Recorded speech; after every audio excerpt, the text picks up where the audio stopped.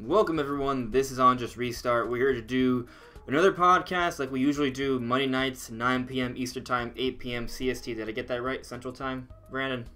9 p.m. is what you said? 9 Or p.m. 8 for p.m.? me, 8 p.m. for you. Yeah, it is currently 8 p.m. for me, yes. And that is Brandon from What About Nintendo. He's usually here. He's my good friend. He also has his own YouTube channel. The link to it is in the description below. We both talk about Nintendo and Nintendo news, and boy, is there a lot of news to talk about this week. So just going to briefly go over the topics. We're going to be talking about Piranha Plant because he's awesome and he just came out for Smash Brothers. Right. But there's also a bit of interesting like corruption data issues going on with that, but maybe not. So we're going to get into that as well. Then we're talking about this Erdrick tease. Erdrick's a character from Dragon Quest. There seems to be this relatively hardcore tease for this character, so we're going to be going over that as well for a little bit.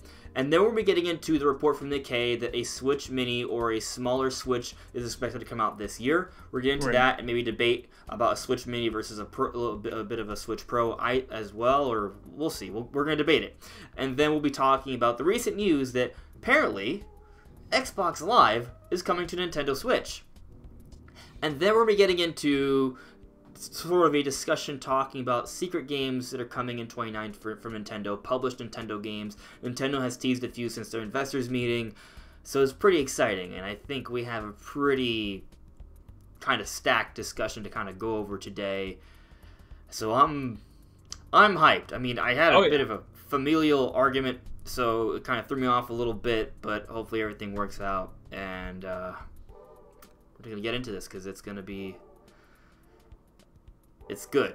It's good. We do. Yeah, but before we jump into things, I want to see how everyone's doing in the chat, and you as well, Brandon. How are the last few days? How have the last few days been? I was gonna say how are your last days?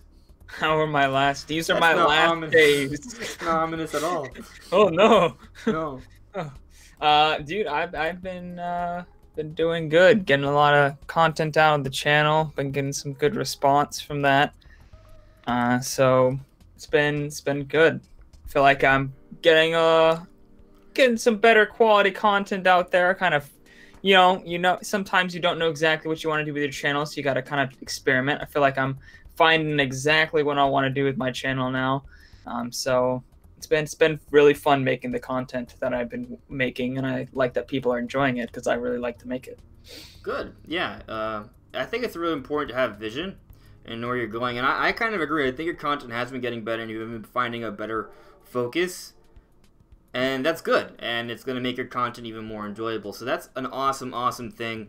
For those who don't know Brandon also covers Nintendo channels I mentioned earlier. But I think, correct me if I'm wrong, but I think part of this vision, this focus that you're finding has a lot to do with your graphical comparisons and your tech know-how, sort of trying to get a better understanding of what exactly is going on with the Nintendo Switch and the hardware and different graphics, like comparison improvements that we can see for the different games. We've been talking a lot about that stuff lately, and I enjoy it for that. It's a really good perspective. Yeah, there's been a lot more of that because I'm just super interested. Digital Foundry is like my most watched YouTube channel right now, so I love that kind of tech stuff. You can definitely, not exclusively, obviously I do other kind of theory videos and stuff, but I do talk a lot more about tech than I did, and I appreciate that people are actually really interested in watching it this time around. Absolutely. So yeah, guys, definitely check out Brandon. The link to his channel is in the description below. So, let's check out how the chat's going. We got some people in the chat already. Wolfgang630, he actually shared with me a link to a recent era post from Emily Rogers, where she's talking about some things. We're going to go over that first, because I think it's an interesting thing. It'll give us some perspective on the mystery games, and then we'll jump into the topics. Ethan Canto, I see you there. Hello. Mastermind, what's up, bro? Trevor Ryan, hello. Sabbath, Severial, how you guys doing? So let's go ahead and check out that reset era post, so if I can get a better understanding of what's going on there. So I'm gonna bring it over here so you guys can see that. I think you guys should be able to see it. Let me double check. I'm pretty sure. Yeah, you guys should be able to see it. So you can see it. There's this thread going on here. Emily Rogers is talking about. I would have to read through the entire thread. Let me see. Well, they have some good guesses here. Like, so there's suggesting maybe 2D Zelda, Metro Prime Trilogy, the Retro Studios game, a Wii U game. which Emily made a mention of being one of the 5, maybe. A tiny eShop game that Emily has also reiterated, but then Emily herself had her own specified post. Indeed, the 5 is the minimum. She's suggesting there's at least 5 is the minimum amount of unannounced Nintendo games to come out in this next fiscal year, I believe, or at least 20. Sounds believable. At least 5. It could be more. The most likely to published game announcement for 2019, 70% chance or higher. Okay, so she's putting 4 of these games are just mystery games that we don't know about. There's an eShop game, a mystery Wii U port, so a Wii U port, a 2013 title. That's an interesting hint, actually. We could take a look into that. Another eShop game. Early on. And a new Labo kit. I think a new Labo kit is pretty much guaranteed. Oh, yeah. That makes a lot of sense. eShop a lot of ideas from the original Labo trailer they still haven't released. Yeah, of course. Absolutely. So I don't think there's really much debate there. I mean, we could... I'm not really interested in trying to guess what the Labo kit is. I mean, it's going to be another Labo kit. Like you said, it could be some more stuff we saw from the initial reveal trailer.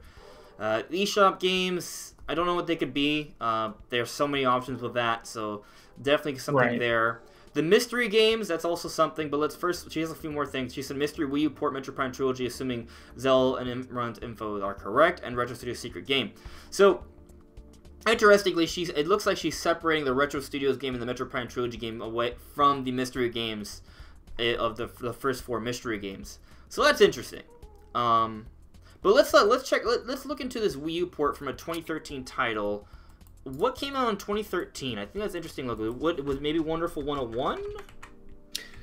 Yeah, what did come out 2013 was like the second year? Wonderful 101 came out in 2013, actually. Okay. And that has been teased, I think. So I think it might be Wonderful 101. Yeah, that does make a lot of sense. I remember There's interview also... actually where he said they were asked whether they would bring Wonderful 101 over, and they said that they would have to ask Nintendo about that. So they kind of hinted that they wanted to, though. Yeah. That's true. So that I think is a really good option. Another possibility is Pikmin 3, based off that, because it's a Wii U port, and it came out in 2013. Super Mario 3D World came out in 2013. Pikmin 3. No, I'm looking on a list. It says Super Mario 3D World. I believe it did. Yeah, it came out holiday 2013. Okay. Yeah. I actually thought it was 2014, but 2013 makes sense. Yeah, I'm pretty sure. Yeah, it was 2013. So yeah, 3D World, Wonderful Wonder, Pikmin 3 are I guess the options. There might be something else, but Wind Waker HD. Oh yeah, that's another one. So if there's a Zelda collection, that makes sense. Actually, especially since Skyward Sword has been hinted. What if the whole talk of an HD Zelda collection, like Skyward Sword, Twilight Princess, and Wind Waker? I feel like that's too much to ask for, especially since Skyward Sword hasn't had its HD remake yet. But it's putting it out there, that's an option. I think we get Twilight Princess HD and Wind Waker HD in a bundle, though, for $60. Maybe, yeah. It's just the idea of adding Skyward Sword is where it's kind of like, oh, that's $60. Yeah, they're not gonna... Nintendo can get away with selling that for $60, so why would they, you know? I think Skyward Sword HD will be $60 with a to be honest, amiibo. I probably won't buy it for $60. If they sold it for $30, I would. If it had dual controls in it and with HD visuals and minor optimizations to speed up the I'd buy it editing. depending on what it is. Yeah, it depends, but I'm telling you right now, they would have to add a lot for me to buy Skyward Sword for $60. Like, I'm talking about, like, new dungeons, and I don't just mean hack and slash dungeons. I mean, like, that's trash. I mean, like, actual new content, like, you know, full-on, full-scale dungeons with boss fights and story elements added to it. Like, I would need that to want the game. I'm just telling you how I feel. Like, maybe I'm wrong. Maybe there's something they could show me to be like, oh, I need that game. But $60 for a game I already played that I already own on the Wii U and on the Wii U. Yeah, that's why, like, you own it on the Wii U, and me and pretty much everyone else on the planet does not. So for me, like, if they add, you know, just HDify it, maybe that same jump we saw for, like, Wind Waker, because it's got that similarly super, like, it just art style that just doesn't age at all. It looks super good still. So if they give it that similar Wind Waker treatment where it just looks a lot better, new lighting system, maybe HD rumble, streamline it, because there were some annoying issues like picking up items every time would give you a description, which was annoying as hell. So stuff like that, they change it, maybe put a little bit more content. I'll buy it, especially if it comes with like a Loftwing amiibo or something. Like Twilight Princess came with the Wolf amiibo for $60. I'd buy it. I can understand. I understand what you mean. If you don't want the game, that makes sense. But for me, as a one who already owned it, I just $60. That's not gonna work for you. Yeah. Yeah. It won't work. And I can't even emulate the game. I literally can't buy the game unless I buy like a Wii U.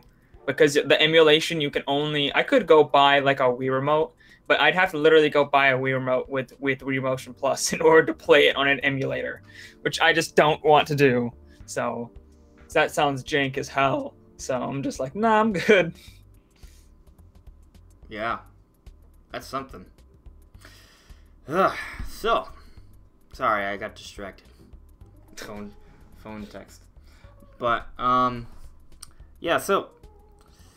What about the mystery games? There's 4 mystery games there. Like, what could those be? Let's assume that everything that Emily Rogers said is 100%, right? Mm-hmm. Meaning the Retro Studios game, which I would assume is Star Fox Grand Prix, and the Metro Prime Trilogy game are not those 4 mystery games. They're like other options. Right. Then, what could those be?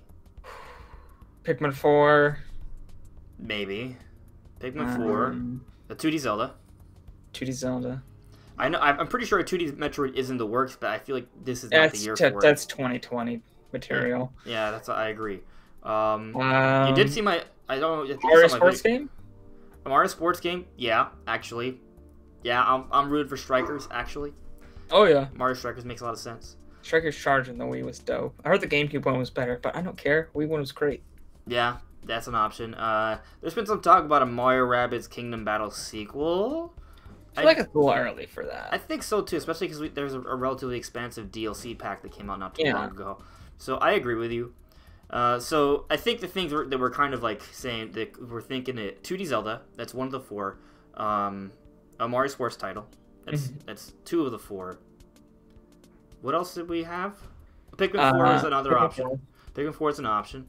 And then I suggested in a video I put out today that maybe Mother 3. Right. Or maybe. So. And, Skyward Sword HD doesn't count as a Wii U port or eShop. It doesn't count as anything. I guess Skyward Sword HD would have to be... it wouldn't be a Wii U port. It would be a Wii HD remake port. Yeah. Yeah. So that could be a mystery game, maybe. That's an option. Yeah.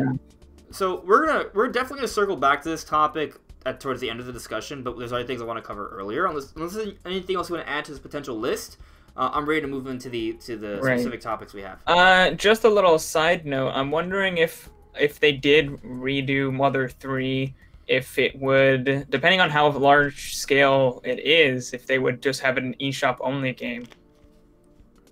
Because I feel like that might be a game that they don't give a physical release for. If it's just like a Mother 3 localization with minor enhancements or no enhancements, then I would agree with you, eShop. But if it's like what I was like dreaming about an HD remake or reimagining or something like that, that'd probably get a physical release. Yeah, but that's all speculation for now. Yeah. We'll delve a little bit deeper into this towards the end of the discussion, but I want to get into these other topics. So. Yep. Let me see what you guys are saying in the chat, and then we'll jump into things. Kit Ratata. So he's asking, does this mean that Xbox games are coming for the Switch? I never had a Microsoft console. I believe you're referring to the news that Xbox Live is coming to the Nintendo Switch. To be frank with you, I don't entirely understand what this means. Yeah, it's a bit confusing. So, but what I would say is, don't expect that. We're gonna delve deeper into this in a bit, but it's possible. But I would say it's more likely that some communication features from Xbox Live will be available on the Switch. Yeah. It may not even be an app. It may just be specific to certain games. Right. That's like, it could be, it's somewhere in between that. I don't know. Like, there's so much possibilities that we're definitely going to get into all of that, but I would just, don't overhype yourself quite yet. Don't be like, oh, Xbox running on Nintendo now. Yeah. Yeah. It's not impossible, but it's also not set in stone either. Right. I would err more on the side of caution of it just being kind of some communication features. There are definitely a lot of people on Twitter blowing this out of proportion. Maybe not, but I'm not. from what we've been told, it doesn't. It's not like a big, like Nintendo hasn't said anything, game-changing thing. Right? Yeah, like it. Yeah, it's probably not a mind-blowing thing, but it might be. Which is why it's exciting people. Possible. It's possible. Possible. So we'll get into that in a bit more. Hello there, Rip Prime 4. How you doing, buddy? Oof. Sabbath says he hopes for a replay comes to the Switch, if only. Yeah, I would like to see Xenoblade X of Uriel. Oh yeah, but I think that's happening. That would be a 2014 Wii U port, not a 2013 one. I don't think it's gonna be this year. What could be? Dude, I don't even know. Super Mario Football Sabbath. I think that's what we might see. Well, it's possible. I said strikers, and for some people that is football. True. We'll see. 24 Fight Futures. Maybe Nintendo's saying the direct to reveal Erdrick and Joker. Maybe. That's a possibility. Actually, that timing's pretty good for our next topic. So we'll get into that. The Xbox Live thing. Basically, Xbox just announced that they're going to have Xbox Live expand to mobile and Android devices, and even Nintendo Switch is included in that. Mm-hmm. How exactly that's going to change things, we're not entirely sure yet.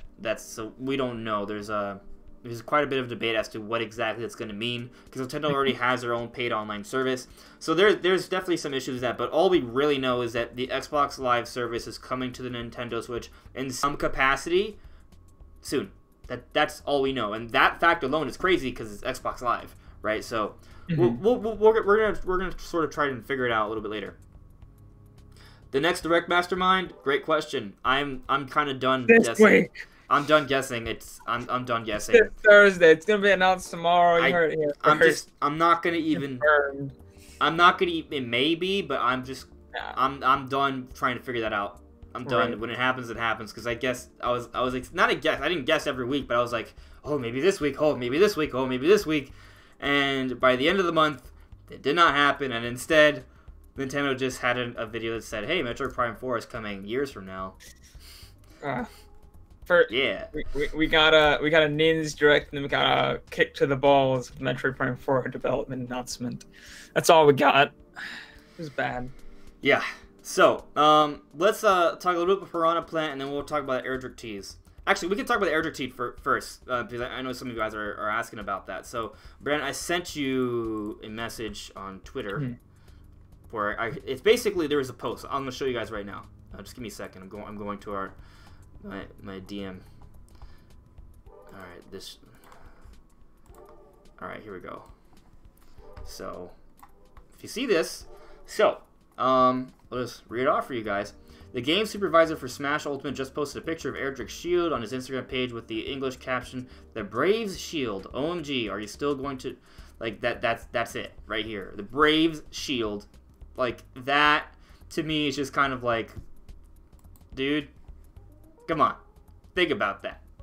Right. The Brave, the codename Brave that everyone's been talking about, right? The Dragon Quest shield posted by a game designer. Come on, Kirby's right there. Like, this is it's a hard. I think that's a pretty hard Dragon Quest tease.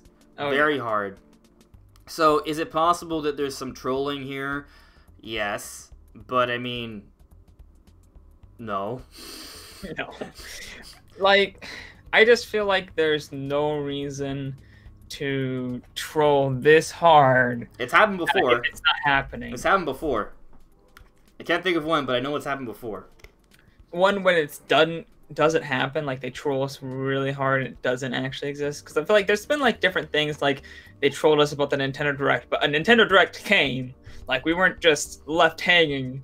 So I feel like this kind of, there's gonna be something with Dragon Quest or Erdrick in Smash. If he's not the fighter, which I don't see why he wouldn't be, there's something about him. They're not just like, oh, look at this. We all know, because they know about the rumors. They're not over here just like, oh, we have no idea what's happening. Like, they know. Yeah. I think this is a pretty. To me, it was already like very, very, very, very likely. Mm-hmm.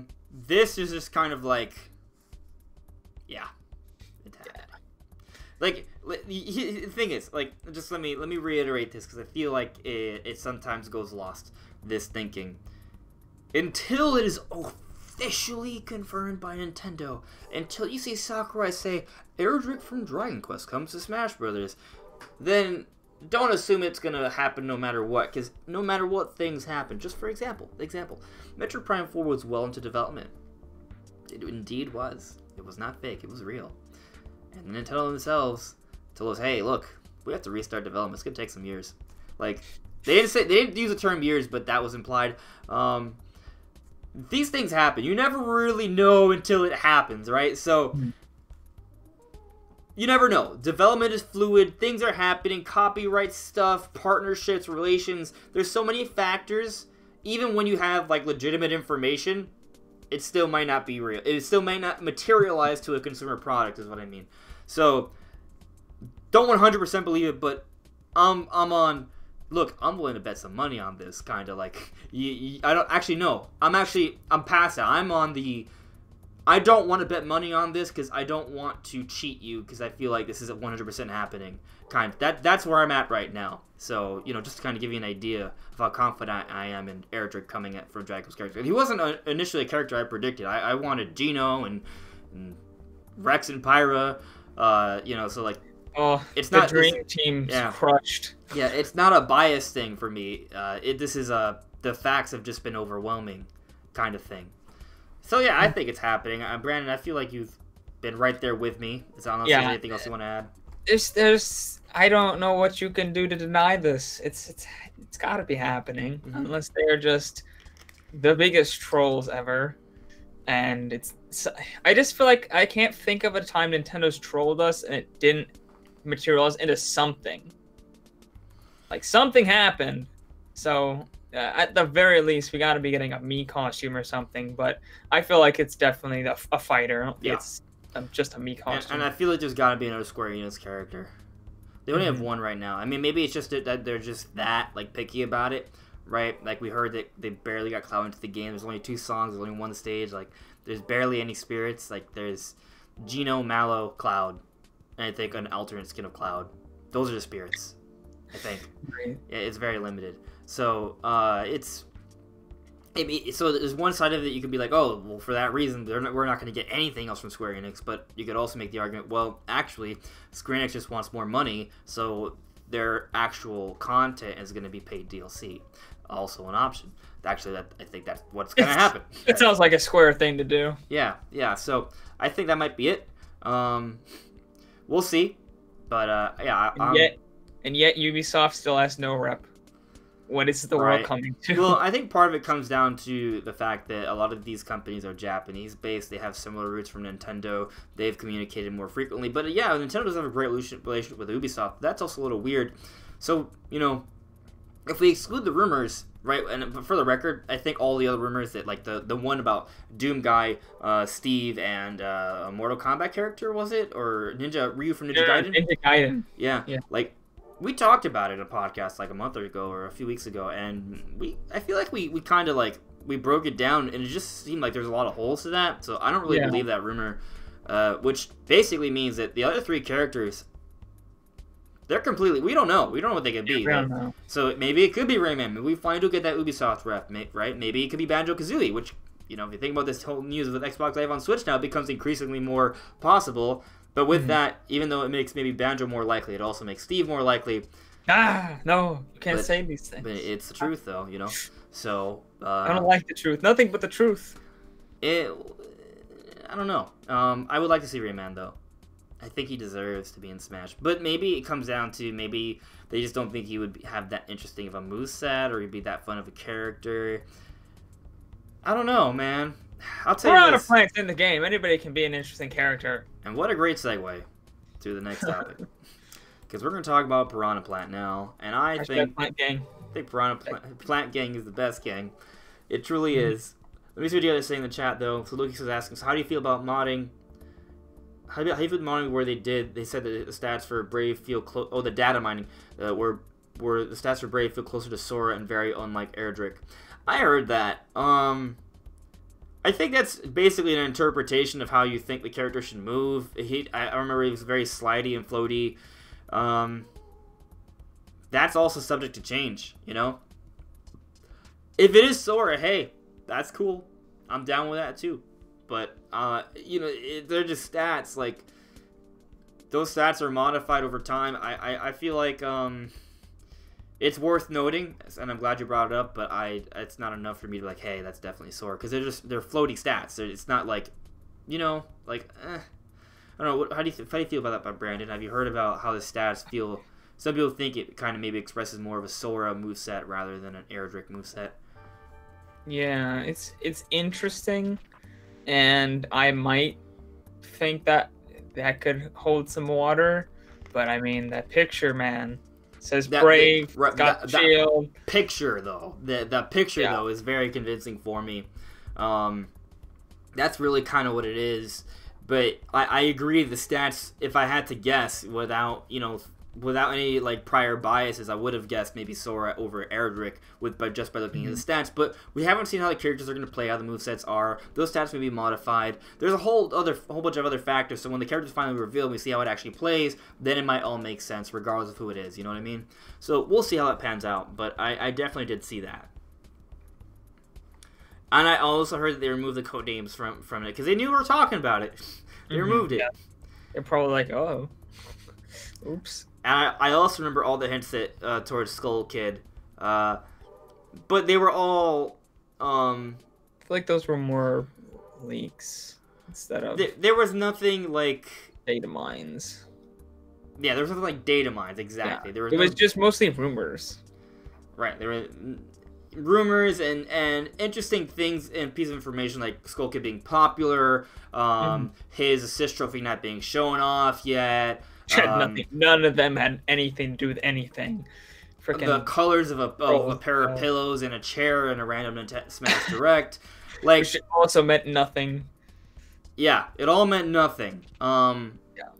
So it's just one of those things where, like, you know, sometimes them not showing off those assist trophies was like the biggest troll of 2018, besides the January Direct. Yeah, and for the things for Erdrick they're citing are hard information, like the fact that there is this code name that was in the data for Smash Bros. That's not up for interpretation. What's up for interpretation is what the code name Brave is for, what characters are for, but that code name is there, right? A lot of the same leakers who leaked out characters like, you know, Incineroar and Ken, they're on the side of there being a Square Enix character, and it's all sort of been lending itself towards Erdrick. And then, of course, we have this tease right here as well. So, you know, these are not, like, things that are up for interpretation. Like, it's pointing towards Erdrick. Doesn't mean, it might not be Erdrick, but I would say Erdrick is way more likely than Skull Kid was, you know? Right. And I was on the side for Skull Kid, by the way. I'm with you there. I wanted Skull Kid as well, but there's only so many characters who can make it in as actual fighters. Like, you know, like I talked about like 10 different characters. Like, oh, what if these characters make it in? But then there's, you know, like only so many of them can actually make it. Sav was asking, did I give up hope on Banjo being a Smash? No, not at all. Not at all. We're gonna get to that. So actually, let's move into Piranha Plant, and then because I know we still got other topics to talk about. So, Piranha Plant, man, did you get it? Oh yeah, I got it. Day one. God, he's my favorite character now.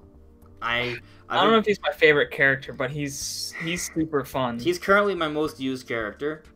I have so much fun with him, and I don't feel like stopping. He's just so cool. He's so cool. I love his back air where he spits fire. I love his neutral air where he spins his leaves. I love his down B where you can tilt the pot and reach so many different directions. Oh yeah. That one, and you have super armor during it, which is ridiculous. Yes. And the neutral B is actually really good because you spit out a cannonball, and it seems weird at first. At first, Piranha Plant was very weird. It's like, how does this even work? I'm still not exactly sure how to do it. I think you spit it and you like time flicking the stick to a direction. I can kind of explain it for you, maybe slightly better. Just like that's what it is. You shoot out in the air, and if you flick left or right, it'll go in that direction.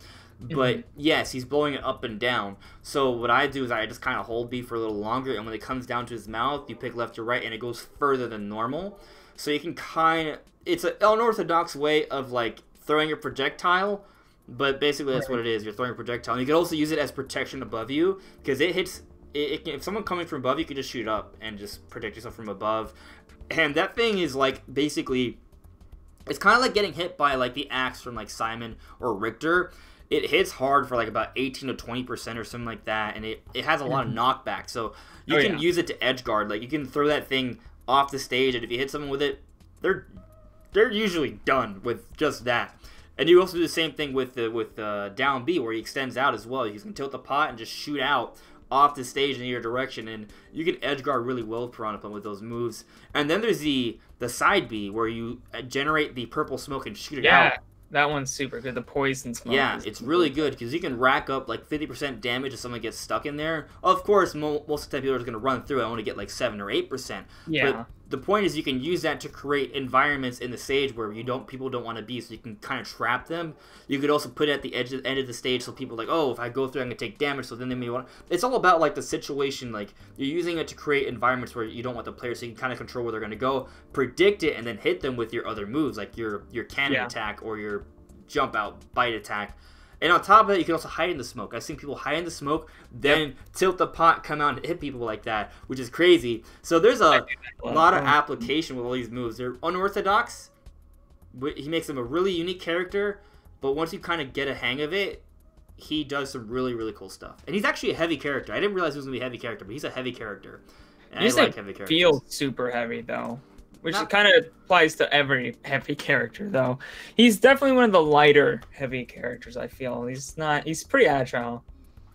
He's not as heavy as, say, like Ganondorf or King Dedede. So he's definitely faster than those. He also has a meteor air, so get that spike. Like I feel like every new character has that for some reason. Most of them do. Yeah, I need to get better at spiking. I can't spike. I'm practicing a lot. I've gotten a couple. Yeah, I can't. I want to learn how. I have been getting a little bit better at Smash Bros. Though, so it's been fun playing, man. I'm enjoying Piranha Plant really a lot. I didn't realize I would like him this much. If I look at all the DLC characters, he's my favorite across both. I mean, well, we've only got one DLC character for Ultimate, but if I look at all the Wii U DLC characters, I like Piranha Plant more, like a lot more. So that's really cool. Like I tried out, I played with Roy because of the nostalgia from Melee, but I never really kind of loved how he played. Like I was just kind of like, I want to be good with him because he's a cool character. Mm-hmm. But Piranha Plant, I continually play with him because he's just fun to play as. It's a unique experience playing with Piranha Plant, and I love it for that. Like it's just so cool. I love Piranha Plant. Yeah, his down B is like the best thing and the best. It's one of the best moves I've ever used in a Smash character. It's so good, especially if people don't realize it has super armor. They'll just get in there and you just wreck them. Yeah, it's so unpredictable, man. And you can get it off in the air, and people just don't expect it. Yeah, the really cool thing is his animations are just the most funny, adorable thing ever. Like he has all these weird, like he dances and he bites, and when he runs, he has his tongue sticking out. Like he's such a cool character. I love him. Smash is really good, and you don't even have to. You don't even have to catch him in the cages to hurt him because the fire hurts everyone, and when he smashes the cages down, it can hurt. You can move around entirely with it too. So like it's pretty good Final Smash. I agree. Yeah, but the only problem with it is it can fall off the stage, which. And you can jump out. If it falls off the stage, you can jump out right before it KOs you and just get back to the edge. So that is its only weakness. If it ends up falling off, you're pretty much not going to get any damage off on it, even if it captures somebody. There is another problem with Piranha Plant, supposedly. This is me segueing, by the way. Mm-hmm. People have been reporting that their save files for Smash Bros. Have been corrupted whenever they use Piranha Plant in All-Star mode. And I believe this also includes a few other characters. I don't remember which one. I know Duck Hunt's one of them. Maybe Wii Fit Trainer, I'm not sure. There's a couple other characters. I only heard about Piranha Plant. I didn't know other people. Yeah, there's a couple other characters. I don't remember which ones. You guys have to look it up. I know Duck Hunt's one of them.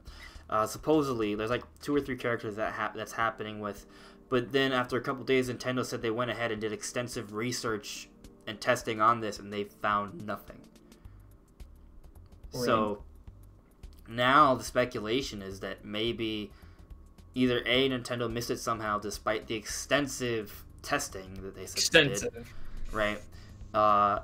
Maybe those people who are doing it have modded switches, perhaps, or hacked switches, or something like that. That some of the speculation out there, and if that's the case, Right. then you're changing your game system, you're affecting it, and whenever you mod your system, that's one of the many risks you come under. The system's not going to operate exactly the same whenever you're trying to run your game on your Nintendo servers or use their online service or their content. Like, things could happen. Because they're not developing their game, they're not programming their game for hackers to like accommodate for them. Nintendo's never going to accommodate for a hacker, right? They're going to do the opposite. They're going to design their games in a way to ruin hackers. So I don't know if that is what it is. This is a developing story. It may be the case that Nintendo has just not found the issue yet.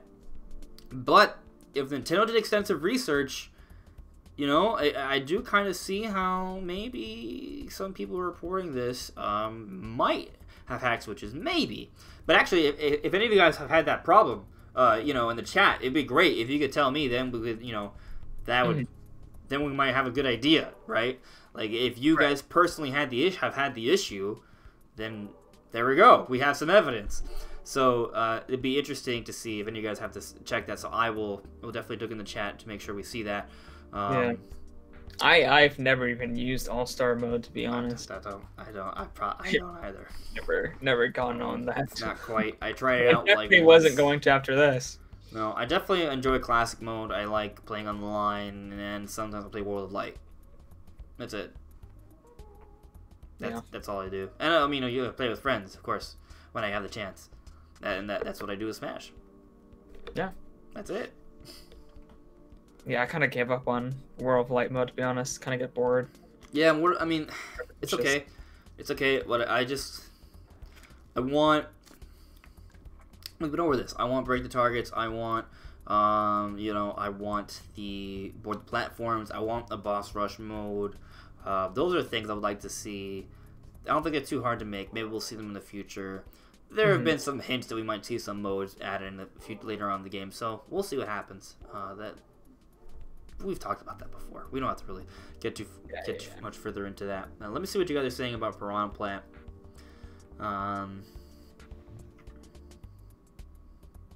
Piranha Plant's run is adorable, says Sabbath. Well, I see Lucas saying, I don't know how true this is, but I heard there were Banjo-Kazooie spirits meant to be in the base game and then removed very late into development. So I don't know about that exactly, but it sounds similar to when we saw that there were rare spirits. So Rare, the developer for Banjo, had other spirits in the game. There was Perfect Dark Gemini and Blast Core.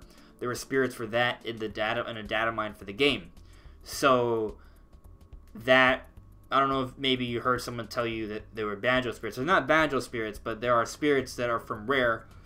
And if Rare has content in the game, their most popular character that everyone wants in the game is Banjo. So if Rare is in the fold here, it would lead one to believe that Banjo and Kazooie are front runners for this, and I think they are. I think Banjo Kazooie have a really good chance. There's also the argument of Minecraft Steve. It's kind of like this waging war. Which will win out? We don't know. What if we just get both? Like, please. I don't know. I'm on Team Banjo because I want Banjo, and I think there's evidence that supports it. But I'm not going to call you an idiot for wanting Steve because there's. I will. Ooh. Oh, just kidding. That's not nice, Brandon. And I don't agree, actually. I think there is reason to think there's Steve. Like, I have my doubts for Banjo. Like, I'm not 100% comfortable. Like, whenever I see the support for Steve, I'm like, oh, I don't know. Like, I'm rooting for Banjo. I think there's excuse me. I think there's a fair bit of evidence in support for Banjo, but I also recognize that Minecraft Steve might happen. So, I ain't calling anyone dumb for thinking that's a possibility. I agree. I think it's a possibility, and it scares me, because I want Banjo and not Steve. But, just like Piranha Plant, man, I have faith that Sakurai can make a really fun character out of anything. Piranha Plant's not my favorite character, So I feel if there has to be any sort of, like, thing you take from these weird character predictions and theories or whatever, and what actual characters we get. Sometimes, when you don't expect something, it can be the best surprise, right? And Piranha Plant was that. Yeah. I love it. It's one of my favorite things about Smash Brothers. So, we'll see. Anything else to add to that, Brandon?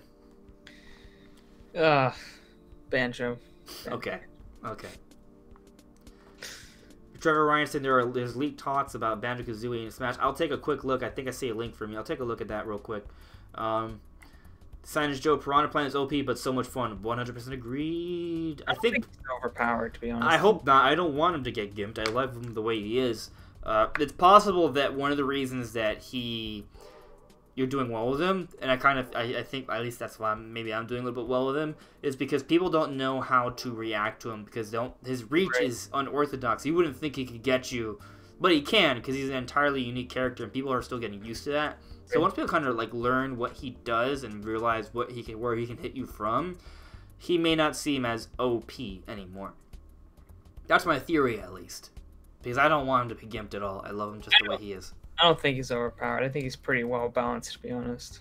Mm-hmm. And actually, this is not a dedicated topic, but there was news that came out that Sakura is saying that the game's actually pretty well balanced. Like, they can see the usage numbers online, and every character ranges between a 60 and 40% win rate.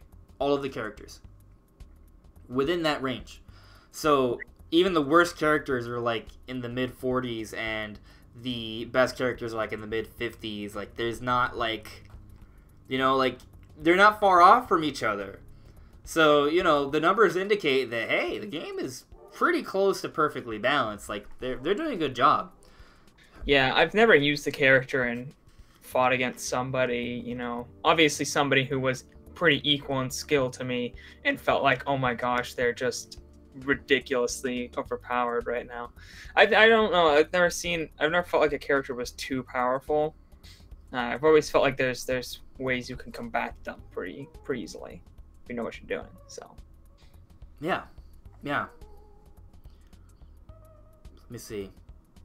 Poison is broken. Maybe, Lucas. That does a lot of damage, but I like it for what it does. I think it's pretty avoidable, but it's interesting how you can use it for somewhat setup. Not a scroll. Good, but regretting not getting the Fighter's Pass because I don't have Piranha Plant. You don't need the Fighter's Pass to get Piranha Plant, though. It's separate. You just need to have the game and before the end of January and register it. Right now you're screwed. You have to go buy it, but yeah, you have to buy it now. If you had actually bought the game, I think it costs $4 too. Yeah, Piranha Plant costs $4. Yeah, you could have. If you had bought the game before the end of January, you could have just registered and gone to code. Mm-hmm. So if you did indeed buy it before January and didn't know to register it, oof, feels bad. So supposedly there is a leak in the comments. All right, I'll read this off real quick. So I think it's just a forum post. So I'm not gonna take it too seriously, but here are some Nintendo Switch games that are coming out this year. I don't understand if you don't believe this or whatever. This is one of those leaks that someone may have posted it. It could happen, but I don't know. We'll read it off though. If we remember anything, right? So here's some of the Nintendo Switch games that are coming out this year. I understand if you don't believe it, but I just want you to tell you that I have sources that are tied with Nintendo spoilers. Stop reading if you don't know the games. Well, we want to know. The Legend of Zelda Link's World Quest, a sequel to Link Between Worlds, December 2019. Not a crazy idea. Pokemon King and Pokemon Queen Generation, also not a crazy idea for a Pokemon game. Pokemon King and Queen would be interesting. November 2019, that makes sense. Super Mario 3D World Deluxe. A port comes out January 2020. That's basically like a repeat of the idea for the 2D Mario game that came out this January, except it's a better game. Maybe. Maybe. Fire Emblem Three Houses already announced May 17. I think that makes sense. May is a good time for Fire Emblem. Historically, it comes out around that time. Animal Crossing September. That's a bit on the late side for my expectations, but it's not so late that I disbelieve it. I think that definitely is possible. Luigi's Mansion October. We're all predicting October. It probably won't come out in October, but it could. But October makes the most sense. So I agree with that. Wario Land Platinum. A Wario Land game. It's about time we get one, so that's possible. It being a summer game also makes a lot of sense. A Pikmin 3 port this April. well, if we're going to get a new game that hasn't been announced yet, a port makes the most sense. April would make sense. Yoshi's already confirmed. Star Fox Grand Prix, new racing game summer. I think it's possible. Metro Prime Trilogy, August 2019, also possible. Smash Ultimate DLC characters, Joker, Erdrick, Silex, Ryu, Hayabusa, and Banjo-Kazooie. I wouldn't complain. That'd be great. Yeah. If it happens, that'd be great. Joker's coming April, Erdrick in June, Silex in August, Ryu in November, Banjo-Kazooie in February 2020. If this happens, I don't know. So yeah, we'll see what happens. I think it's at least a really good list of predictions if it's not real. You didn't mention that they also said that the Nintendo Direct isn't coming until March. Where did it say that? Right. Right. Lastly, there will be. Oh God, I don't want to wait until all month for another. I'll go nuts. I don't think they're gonna wait till March to have a Direct. I don't know about that. Like it's gotta be one this month. But I will go back to what I was saying earlier. I'm done waiting. I don't want to just. Like, in the back, I'm, like, thinking, yeah, it's still going to be a Direct. But I don't want to... I'm just... When it happens, man. When it happens, it happens. You would think that February would make sense since we went a whole month of January expecting there to be one. There wasn't. But, I don't know. Nintendo might just go quiet this month because there are no published Nintendo games slated for February. That makes no sense to me, but there isn't.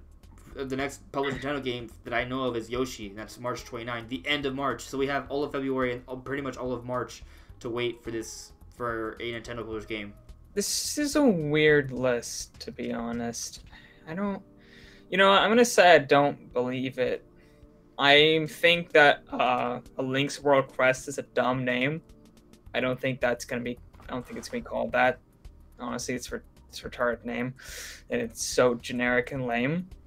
And it's too similar to other Zelda games, and I understand like A Link Between Worlds is supposed to be a playoff, but it makes no sense for them to do another one and name it so similar. They haven't really done that 3 times in a row, so that'd be weird. Let's see. I don't think June makes sense for Star Fox Grand Prix considering they haven't even announced it yet. If they're gonna announce it in March and have it come out in June, that's a little weird. It's possible, but it's really weird. I don't expect Star Fox Grand Prix to be announced until E3. Yeah, it's very possible. Let's see, August, that's fine for Metroid Prime Trilogy. There's just some weird things, I'm just like, eh. Also, Open House is a little weird of a name. It's possible, but it's a little weird. It feels like just a good list of predictions. Yeah, it feels like a lot of these names are too... You can tell they're guesses. Like, the names are very built off of other things that are supposed to stay connected, and I don't know, man. I don't like it. I don't like it. There's something off about a lot of the stuff in here. I'm just like, I don't know about that. We'll see. It's one of those random forum posts. Like, they're all over the place. So, you have to take it with a grain of salt. Let me see. Yeah, let's definitely move on with the topics though. We're gonna soon get into this Switch Mania report. I just want to see if I can stay up to date on the chat. I agree, not a scroll. Those are all happening. Banjo 3, New Zelda, Mario Odyssey 2, Metro Prime 4, and Half-Life 3, and those are his predictions for March, maybe. Yeah, for March. There you go. Sounds legit. All for March. Agreed. We're joking. Signage just saying, I highly doubt that Silex is happening now since the situation with Metro Prime 4, but I think the DLC were decided before the delay. That's the thing. The DLC were decided before the delay, so if Silex is one of them, it may be awkward, but they already made that plan. Maybe they hold off on the development for that character, because they're probably developing each character one after another. So right now they're probably in the middle of developing Joker, and then once they're done with Joker, they'll move on to the next one and the next one. So maybe they had the plan for Silex, but they're just going to pick another one and save Silex for another time. Because there's nothing stopping Nintendo and the Smash team to make more characters down the road, right? So maybe if there is this internal plan for Silex, they'll just swap it out with another character. Gino's back in, baby! I mean, it's possible.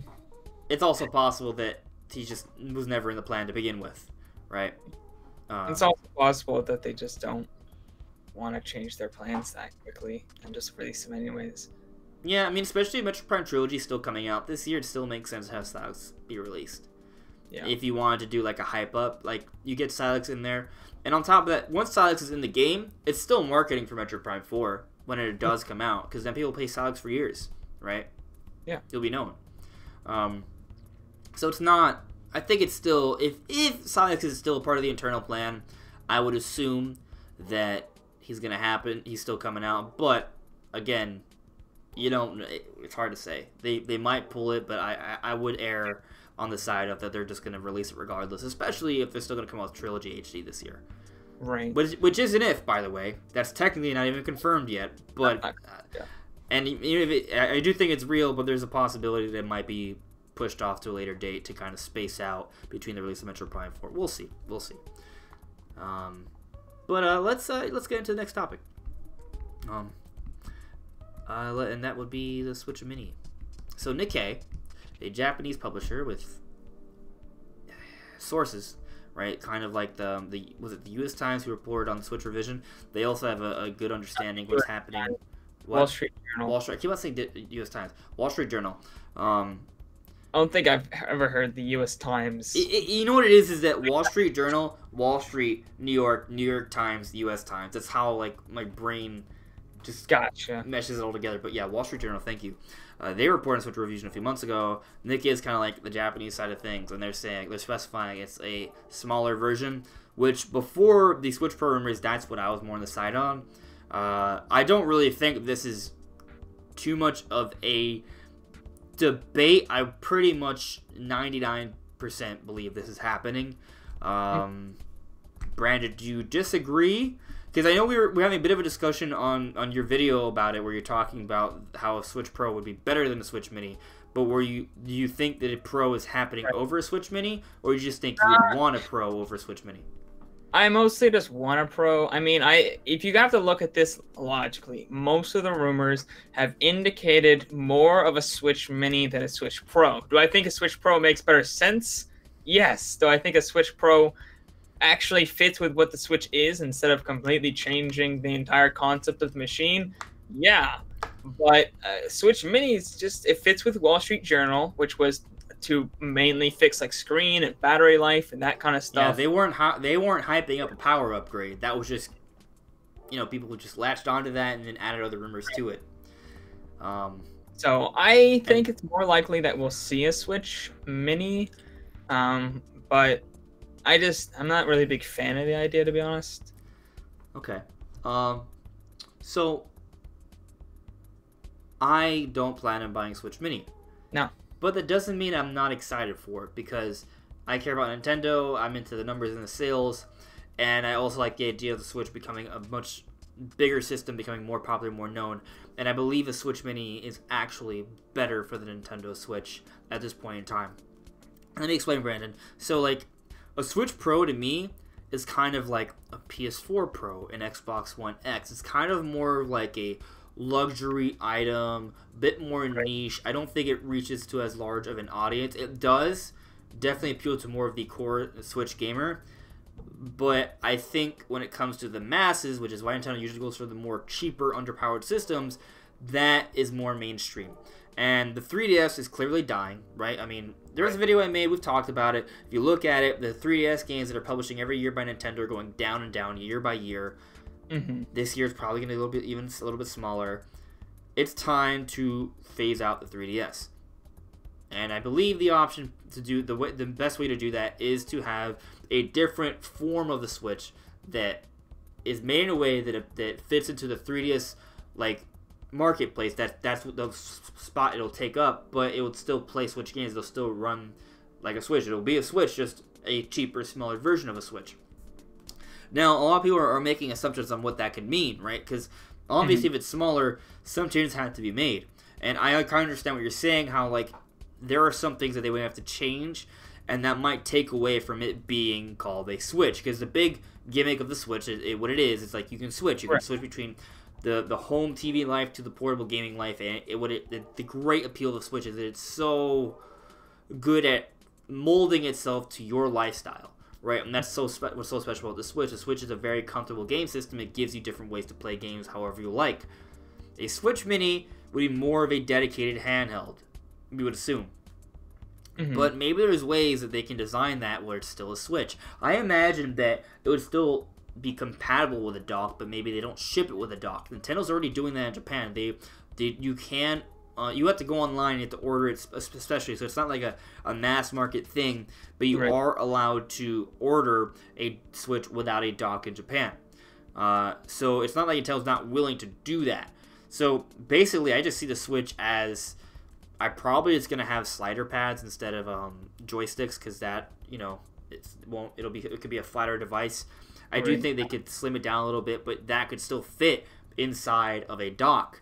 I guess the biggest issue is, will the Joy-Cons come off, or will they still be a part of the system?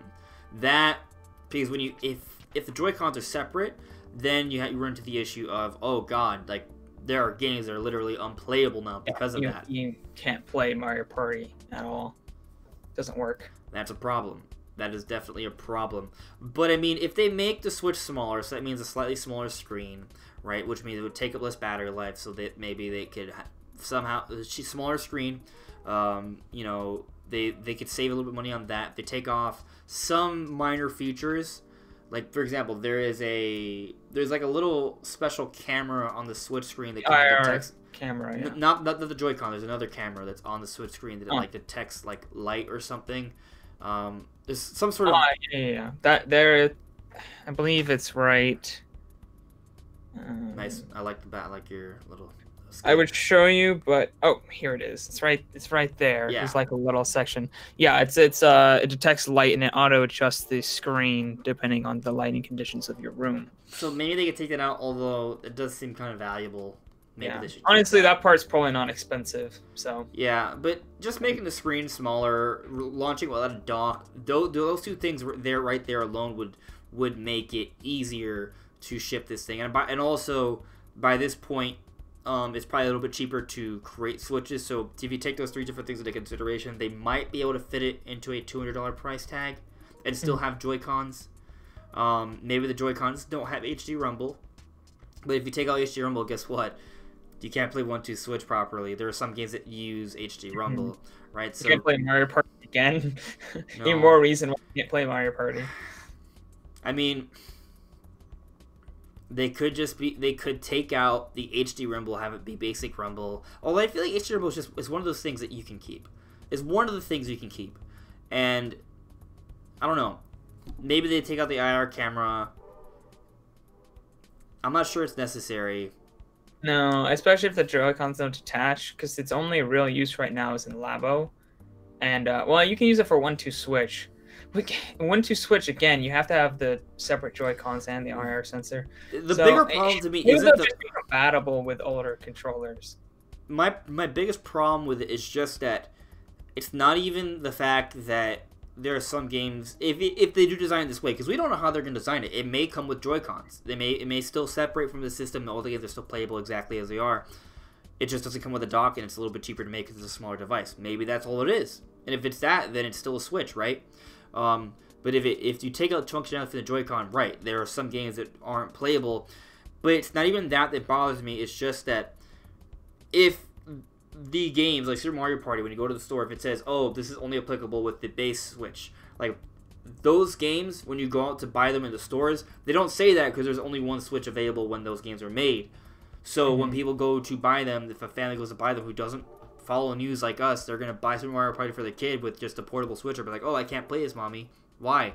It says it doesn't work after they already bought it. Like, that's kind of the issue I have.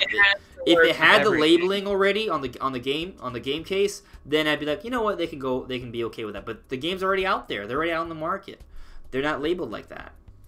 You know? I think it has to be available to play every single game. I don't think there's even one game that you cannot play. I don't think that would work. I think you have to have Amiibo reader, I could see maybe being a thing. Amiibo reader makes sense. You could take out the NFC chip. That does cost money.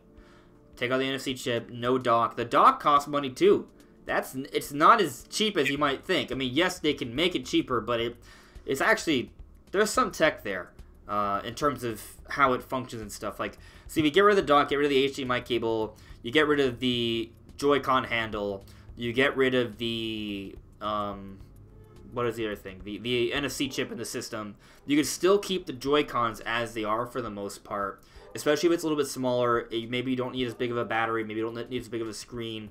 All these different things might be enough to get to $200 without sacrificing the functionality of the Joy-Cons. Maybe. And it can still fit in the Switch dock. So if you wanted it to function as a Switch, I think it's theoretically possible. I don't know how Nintendo's going to do it together. They may have to, you know, like, I think it's possible. Yeah. It's possible. It's going to take some working around.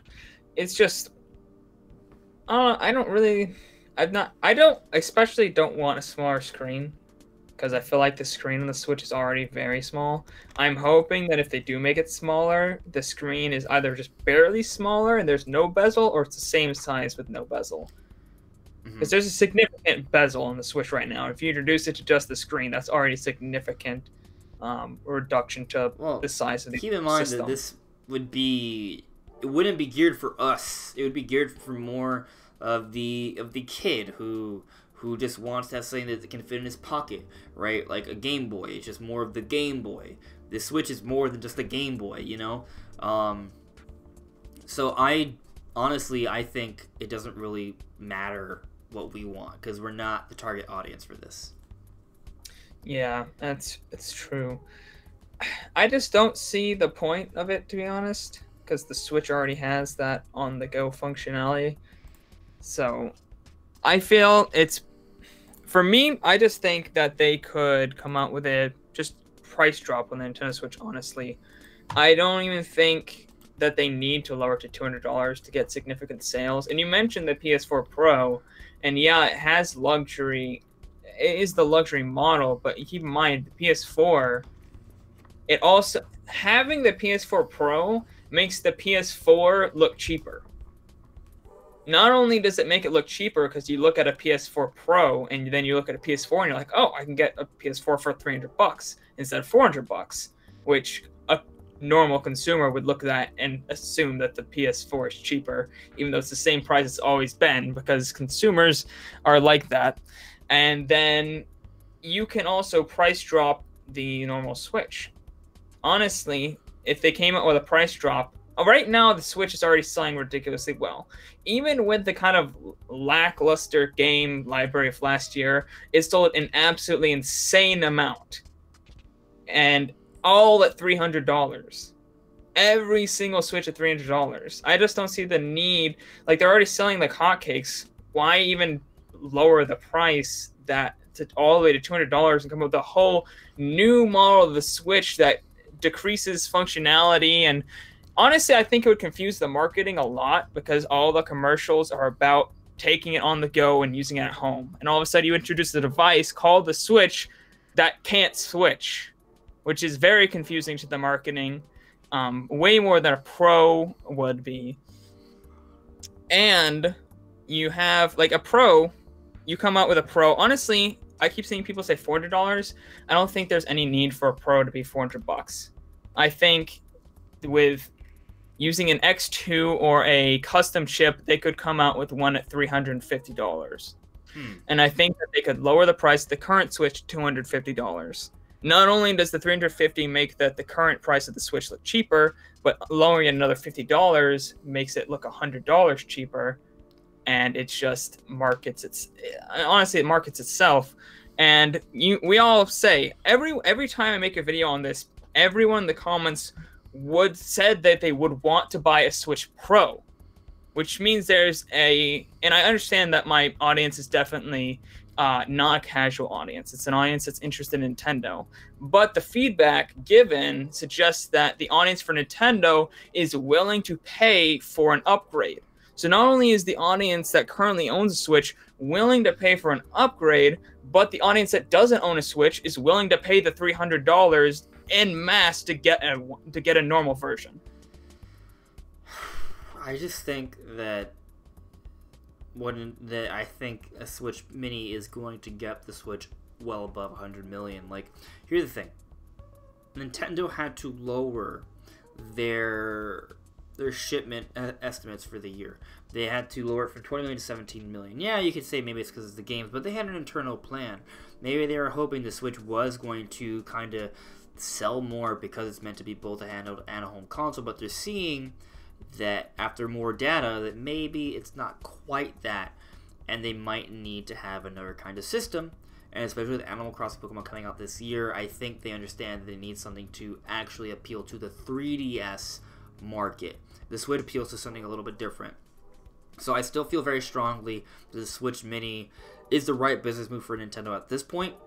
But, you know, that doesn't mean a Switch Pro shouldn't happen at some point. I think there's also room for that as well. There's an appeal for that as well. There are people who will pay money to have a higher end Switch, but I think there's such a large audience of mainstream players that will prefer a Switch Mini. Mainstream, like a lot of kids and families that are on a budget. Like there's a huge audience right there that's still untapped. So I think that is probably the reason why Nintendo's going to go for that first. But, you know, Switch Pro, man, when it happens, I'm down. Maybe. I mean, I like my Switch as it is, actually. But, you know, I like better performance. I like graphics. I'm not, you know, so, I mean, if that's an option, I'll definitely consider it. But let's check in the chat unless there's anything else you want to add to that.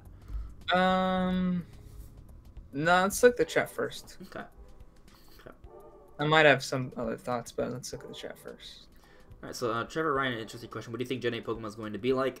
It's going to be a better looking game than Let's Go. I think it's going to have a third-person dynamic camera, kind of like Zelda, where you can move around the camera. I think Pokemon are still going to roam around. I think it's going to look better than Yokai Watch and Pokemon Let's Go. I expect the battles to look a bit better. Those are kind of like my minimal expectations. How much more? I also expect Ride Pokemon, more of that. Everything else, we'll see. But at least those things I kind of expect for this next game. You don't need those Joy-Cons to get any smaller. An interesting point, they're already pretty small. That's a great point, actually. So I'm not sure exactly how they'll handle that. It may stay the same size, I'm not sure. There are ways to make it smaller without making it smaller. If that makes any sense. Like, the Game Boy has bigger buttons, and it's just a smaller screen. So, you know, it might be something like that. Maybe, I don't know. There's just, it's gonna be weird. Maybe, it's gonna be weird. I'm really curious how Nintendo's gonna handle this. Because even though I agree that there's some weird thing to it, I still think it's happening. I just don't know how Nintendo's gonna handle it. I feel like it will just be a gamepad, but possibly with Joy-Cons, but the only problem is how you protect the screen, like how the DS systems had a thing that you could flip up and play and protect from damage. Interesting point. I think there will just be a lot of third-party companies that'll benefit from selling protection screens and cases. Like, same thing with the normal Switch, really. There's a lot more cases for your Switch. Like, everyone gets a Switch case now, right? Like, very few people don't get a case for the Switch if they use it to travel around. So it may just be something along those lines. I mean, look at the the PSP and the PlayStation Vita. They're just, you know, systems with a screen on it. They don't have any protective cover, so you know, you can get away with that. The Amiibo Reader, I agree. I saw it earlier. It probably won't be a dock. I agree. Switch Micro's a cool name. It would harken back to the Game Boy Micro. Right. Sab says he wouldn't buy a Pro, actually. I'm also happy with my Switch, which is why I would prefer a 4K dock so I can get the improved graphics without having to buy a whole other system. Because my Switch, I'm happy with. I love it the way it is. I want a new one. Honestly, I've wanted a new one since day one. Okay. I would have paid $50 for, if the Switch had come out with two different versions, I would have paid more for the other one. Okay. Mark Jacobs is saying they need to make Joy-Cons more durable if they want to make a Switch Mini or Pro. Oh, yeah. My left Joy-Con's having some issues. I agree. The Joy-Con's just more durable in general. Yeah. Joseph Stalin, a Nintendo Switch Gulag Edition would be pretty epic. Okay. Okay, a 4 dock makes more sense. I definitely buy that. So Sabbath is more along the lines of what I want. Like, yeah, a 4K dock, The you know. problem is we don't know if a 4K dock would work. To be It honest, doesn't have to be 4K, 1440p.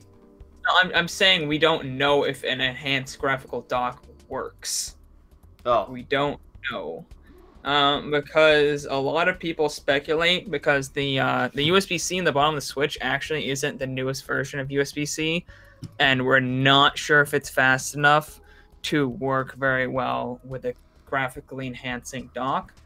So there is a theory that you might they might have to do a pro version first. before that's an option. That would suck. But I'm of the frame of the mind it's possible. One, because of the patent, but yes, it could just be for a later thing down the road, like for use to be used for a Switch Pro. But not just the patent that talks about the supplemental computing device, but also like the way the Switch is designed now, it reads very fast. Like it transitions between 2 different graphical modes instantly. So given that it can already do that, even though I'm not a super big tech head, I feel like it's possible. Now, this dock improvement, I wouldn't expect it to be like so big of a jump that it's like, you know, like it makes the Switch basically like a PS4 Pro. Like I'm not expecting that. Well, PS4 Pro. No, it's not. Not 4K. I'm not asking for 4K. I'm not asking to change 30 FPS games to 60 FPS games. What I am asking is that games that are kind of blurry, that are like have the dynamic resolution and waver under 720p, like Doom and stuff like that. I want that to be like, okay, we can now hit higher resolutions now, more consistently, more solid frame rate. Maybe games like Breath of the Wild could run at 1080p upscaled. On the Switch and be a locked 30 as opposed to now where it's 900p and it's kind of wavers its frame rate in certain locations. Like I want an improvement like that. Like maybe that's an option. Or it just makes all Switch games just run look a little bit better. It puts an Ethernet port in there for stronger, better online connectivity. And I think that's enough to really get more of the hardcore gamer into that to make their Switch more of a dedicated home console. I think that's enough. But, you know, doesn't mean Nintendo will do it, right? A patent doesn't mean it will materialize. It's just there just in case. So we'll see. But let's move on. Unless there's anything else you want to say, Brandon. Not really. Okay. So, Xbox Live on Switch. Yeah. It's a weird thing to say. Yeah, right. It is a weird thing to say. I don't know how this is going to materialize. So, I mean, it's going to happen to some capacity, I guess, right? Because Xbox is reporting it. Microsoft, you know, like, this is not a rumor. This is official information. It's an official announcement. Nintendo Switch is a part of that. What does that mean exactly? That's where I'm sure there's some debate. Because I find it hard to believe that Xbox Live is just going to be there and Nintendo's going to scrap their online service. Like, I don't think Nintendo's going to scrap their online service a few months from now after people have already paid for over a year of service. Like, I think there's something else. The one thing to note is that from the Nikkei report, which also reported the Switch Mini, they said that Nintendo may be trying to enhance or offer more options for their online experience this year. This Xbox Live thing might be that. Maybe Xbox Live can be more of a premium enhancement for your Nintendo Switch online service. That's maybe what they can do. Because if you already have the online service, it's fine. But if you want to have a lot better lobbies and account systems and dedicated voice chat, maybe you can pay a few more dollars a month to like upgrade to a higher tier. That's the Xbox Live on the Switch. That would be incredible if that's what it is. Honestly, I from what they described, it doesn't seem to be anything like that. What they described was friend compatibility. So if you have a friend on your Xbox, you automatically can switch it over to your Switch and friend them there. You can cross-platform play with any Xbox game, and social networking works. So possibly just like voice chat. Would there be a dedicated app, or is it just going to be Xbox Live available through games that are already cross-platform games? That's what it seemed to be. There was no indication of an app or anything like that. So basically, Xbox Live will never be used for Super Smash Brothers, but probably just other games currently like Rocket League and Minecraft. Yeah, it seems to be an extension of what they're doing with Minecraft. I think Minecraft was a test, and now this is kind of what they're going forward with, expanding that to all games that have, online play with the Xbox. So every game that's on the Xbox and the Switch can cross-platform play, and all your friends are compatible, and maybe it even doesn't mean more games from Xbox on Switch. There was no mention of more games. There was no mention of anything to do with changing servers for Nintendo's own games. It only mentioned social features, friends, and cross-platform, and those were the exact terms used. It almost kind of sounds to me like, remember on the Wii U, when you played Call of Duty, they had their own dedicated servers for Call of Duty, and you were able to create your own Activision account on your Wii U. I could see it be kind of like that. So basically, for any Microsoft game that's on the Nintendo system, it can connect to the Xbox Live. Mm-hmm. Yeah, it's essentially the same sort of thing that Minecraft is doing. I can kind of see that. But then again, what other games are there that would be published by Microsoft that would be running on a Nintendo system? I don't even know if it necessarily has to be published by Microsoft. It could just be Minecraft already. It might not even be any other game. It could just be, hey, look, we're announcing this, and Minecraft is going to be utilizing Xbox Live technically on the Nintendo Switch. It might just be that. I don't think so. From what I understand, it seems to be any game that is on the Switch and the Xbox One. You have the option of integrating Xbox Live with it. Okay. Which I don't think changes the servers necessarily, but it allows you guys to play together in the same... It's more of an integrated lobby system in the way that... Yeah, in that kind of way. I'm worried that people are going to blow this out of proportion because, well, like I said, I think it's possible that it could be more. It seems like it's less, like what you're saying, Brandon. I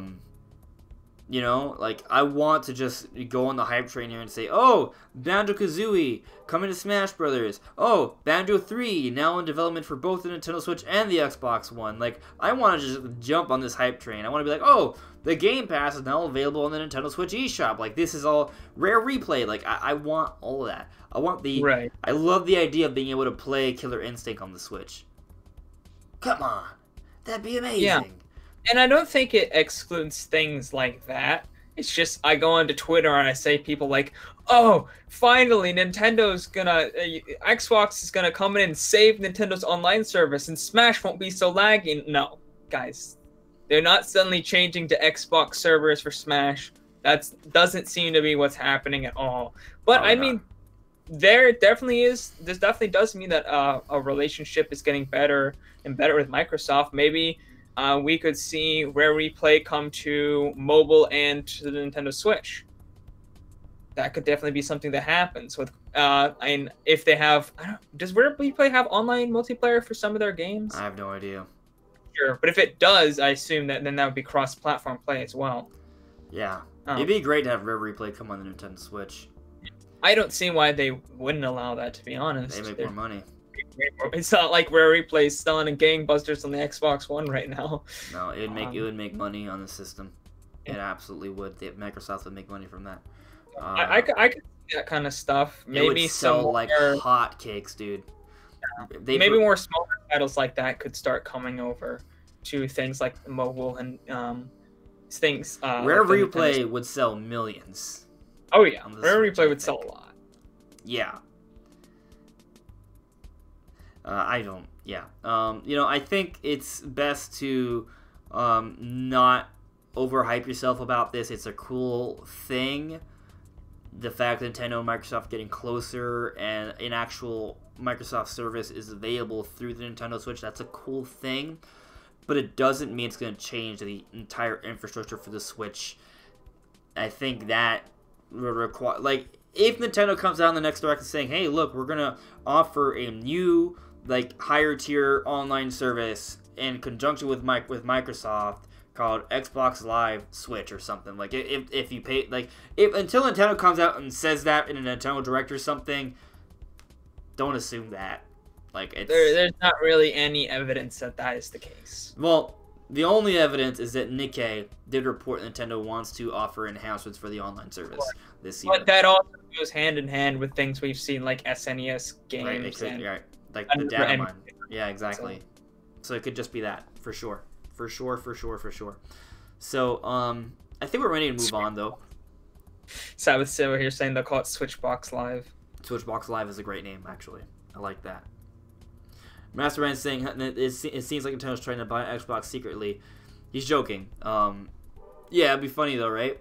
I would love the idea to see a Banjo game on the Nintendo system again. That'd be great to see, but it's not likely.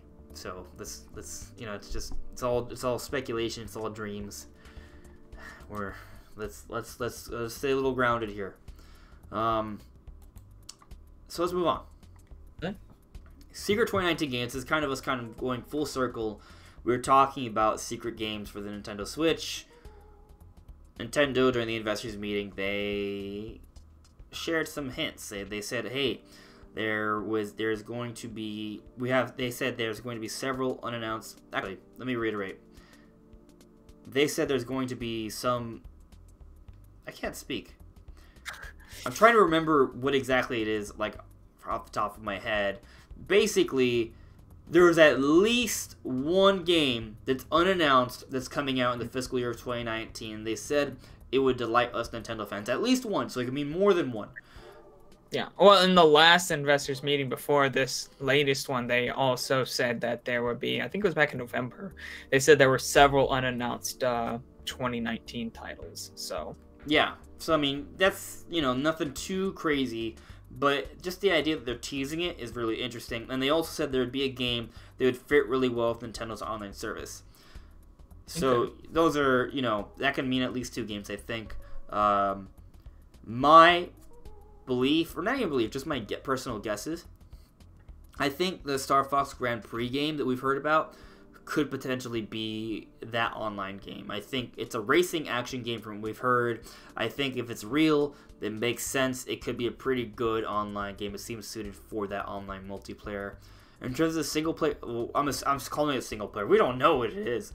We threw out some ideas earlier. I'll throw them out again. 2D Zelda, 2D Metroid, Mother 3 localization or remake or reimagining, something like that maybe.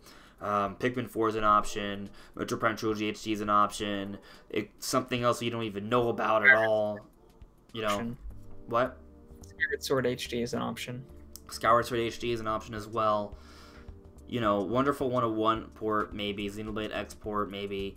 I don't think there are going to be that many more ports this year. Just maybe a couple. But I think what they're teasing is not a port, though. I think it's something that's a little major. I would love it if Metro Prime Trilogy HD is a major thing, but it's probably not. If you look at all of Nintendo's remasters, or remakes, whatever you want to call them, HD ports, enhancements, they're never like a complete graphical overhaul. They never add like whole new levels and stories. It's always pretty minimal. Like, what's the most extensive? Maybe Ocarina of Time 3D, but that was on the handheld device, so it's a much smaller budget. All of their remakes have been on handhelds, and all of their remasters have been on home consoles, which is the opposite of what I would like to happen. But yeah, that's just how it's been. We've been on home consoles is textures and stuff, and on the 3DS we've been getting full remakes of games, which is annoying. Yeah, I don't know, man. I think their biggest, other than obviously the reimagining of Metroid Samus Returns, their biggest just normal like remake would, I guess, be probably Majora's Mask, because that one changed a lot of things. How just even down to like how you save your game was changed. They changed aspects of the game. They put a lot of work into Majora's Mask 3D. You're right, but they didn't really change like Like, they wasn't like, hey, look, there's a new boss. Hey, look, there's a new level. Hey, look, there's a new dungeon. Like, they didn't do anything like that. They redid the bosses. Like, they're, like, kind of, they look different now. They have a slightly different design. The way you beat them is a little different now. Some of the dungeons are changed. Ocarina of Time, I think, rehauled the water dungeon to be less annoying. Yeah, but they're basically just quality of life changes. They're not, like, new area changes. You know what I mean? No. That's what they are. The boss fights are remixed. I think they basically gave them big red... I didn't play Majora's Mask 3D, just for the record, but from what I've heard and seen, they basically added these big red targets on the Majora's Mask bosses, and from what I've seen and heard, they're just kind of easier. And I don't remember that. I've played the game. I don't remember any targets, to be honest. But it's been a while. But, you know... But the point is, and you agree with me, it's just that remasters in general from Nintendo are not that big of a deal. Right. Like, you look at remasters like Resident Evil 2, I mean, remake. Look at Spyro, look at Crash, look at Shadow of the Colossus. Those games are significant. They completely redid the graphics. Completely. It's not just, oh, let's add a better lighting engine, let's clean up the textures. No. These are completely, like, ground up new games as if they were made today. You know, right. For this era. Resident Evil 2 Remake is like one of the best looking games ever. It's like, effectively a new game. Yeah. Because it's you know, different campaigns. It's all remixed. It's a new game. It's just kind of it's like it's a reimagining is what it is. It's the same. It's a what? Every line, not a single like line in the game is the same, like a voice line. They're not even the same like script. Wow. Isn't even the same. The intro is actually completely different. Digital Foundry made a good video on pointing out, like, literally these things that happen in the intro and how the game is introduced is completely different. Basically, maybe the best remake Nintendo has made is Breath of the Wild or Star Fox Zero. Hold on. But you're like, wait, no, Andres, those are new games. Yeah, they are, but they're like a spiritual successor to a previous game. Breath of the Wild is a spiritual successor to the original Legend of Zelda. But story-wise, it's not, right? And then, so it's effectively a new game. It is a new... Breath of the Wild, it's not effective. It is a new game, right? But it's a spiritual successor. Star Fox Zero isn't called a remake of Star Fox 64, but it basically kind of is. Right, and if they were to call it a remake, it'd be like, hey, that's a really good remake, but they're not treating it as a remake, they treat it as a new game. And but I would say that Resident Evil 2 is a better remake than Star Fox Zero, if you know what I mean. Like, I feel like it adds... I would have called Star Fox Zero a really good remake. I don't think it's really good anything. No, but yeah. It's kind of like imagine if Star Fox 64 were to get a remake, Star Fox Zero, I would say, hey, they at least put effort into that, you know, as a remake. If it's not a remake, but you understand what I'm trying to say, or am I losing you here? I guess in a way, I always kind of looked at it as a remake or a reimagining of Star Fox 64. So I guess that's how I was already looking at it, and there was massive disappointment. So it is actually a retelling of the same fight, the same war. Actually, it is just a reimagining of Star Fox 64. What? It is a remake. It pretty much is a remake. It pretty much is, yeah. It pretty much is. So, you know, if you want to count that, there's that, but that even wasn't well received because it had no multiplayer. Star Fox 64 had multiplayer, by the way. And the graphics for Star Fox 64 were impressive for the time.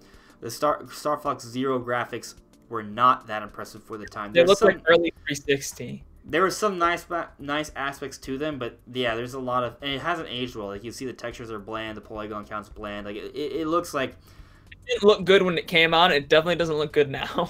Yeah, it's just and you could tell that they had to sacrifice on a lot of what they could do for the game because they were basically running the game twice, so you could have two different perspectives with the Wii U gamepad and the other things. So they really just cared about the concept here, which I wish they didn't do, honestly. Concept good either.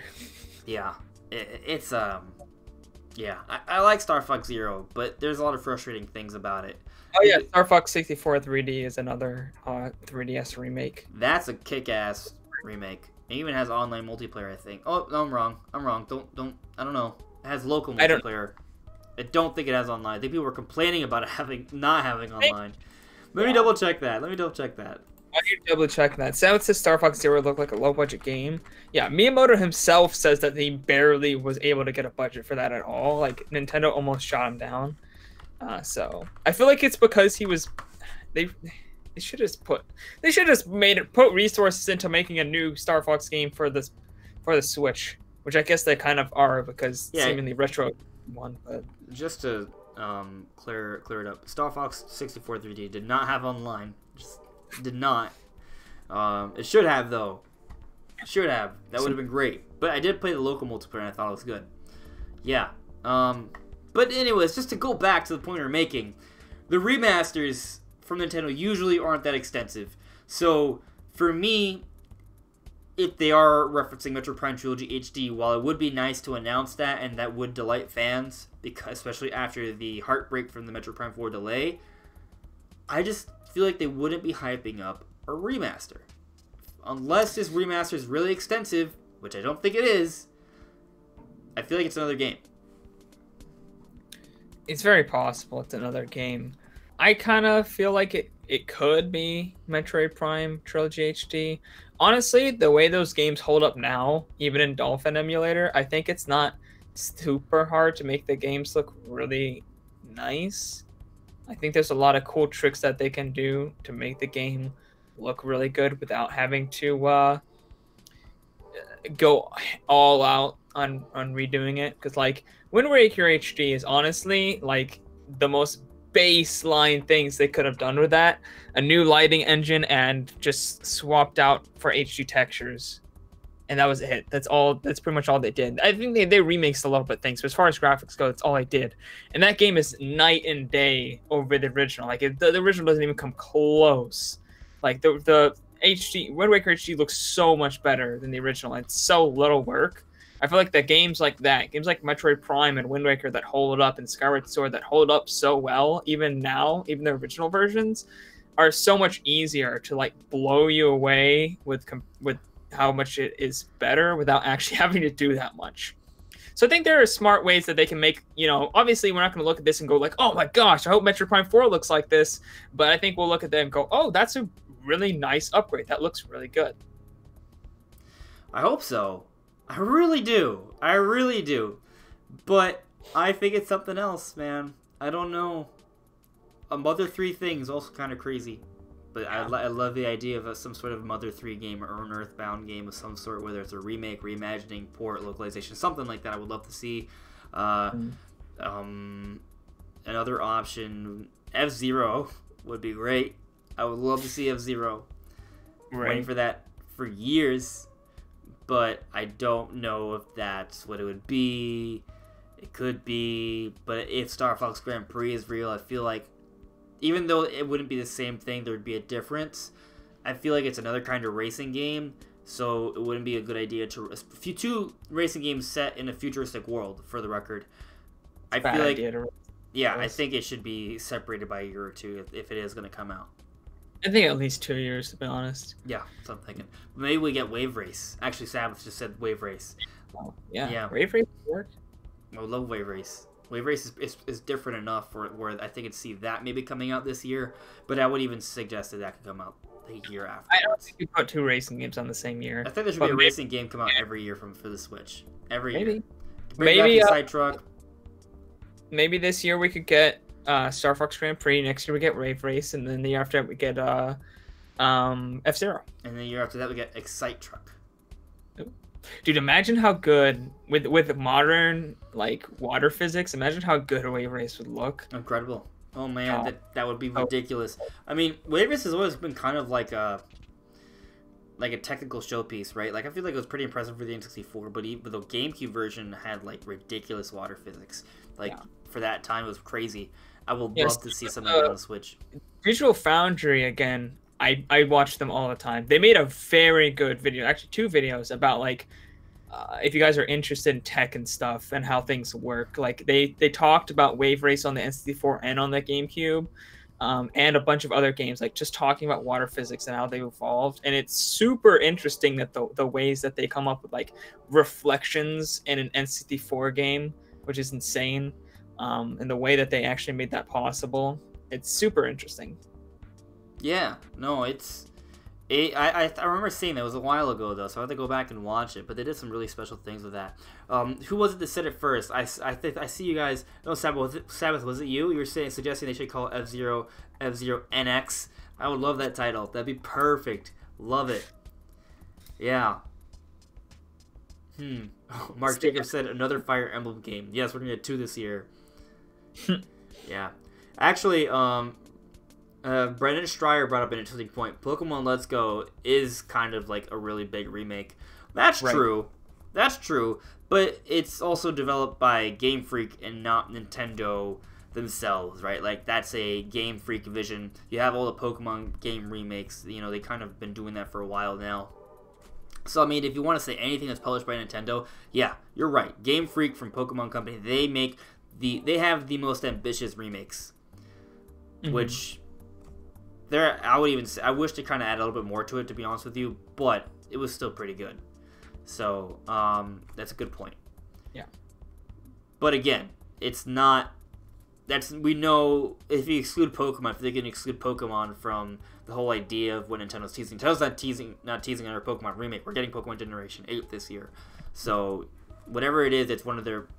I don't think if they have a port planned or a remake planned, it's something extensive. Because usually when it's not Game Freak, Nintendo's pretty minimal about their remasters. Yeah. So, but again, man, you know, since we're not getting those 3DS remakes anymore, you know, probably not. Maybe start getting Switch remakes instead. Real Switch remakes. The problem is that requires a much bigger budget and more time, because 3DS, you know, it's simple, simplistic graphics, not that much detail. You don't need that big teams. For the Switch, you do. They might sell better that way, though. Yeah, like, I mean, imagine... sell way more than... Metroid Samus Returns would have sold really well on the Switch. If it was developed grounded for the Switch, I feel like it definitely would have been a million seller. I think it would have been several million. I think it'd probably be several million by now. Wow, that's old. With the hype that, you know, Metroid's been getting, and the fact that people don't have anything to buy Metroid on the Switch, I think it would have sold pretty well. So I learned a little bit about Metroid Prime 1.5. Oh, nice. Yeah, dude. It's crazy. Metroid Prime... I'm trying to think if I should make a video about it. There's some people who've already made videos about it, but there hasn't really seen too much video. There's not too much people talking about it. Metroid Prime 1.5. Dude, I'd never heard about it before. Yeah, I hadn't heard about it the other day. Metroid Prime 1.5 basically was going to be like a quicker game to come out not too long after Metroid Prime. It was going to be a continuation of the story. It's supposed to pick up right after Metroid Prime. And you were going to see some sort of distress signal, of course.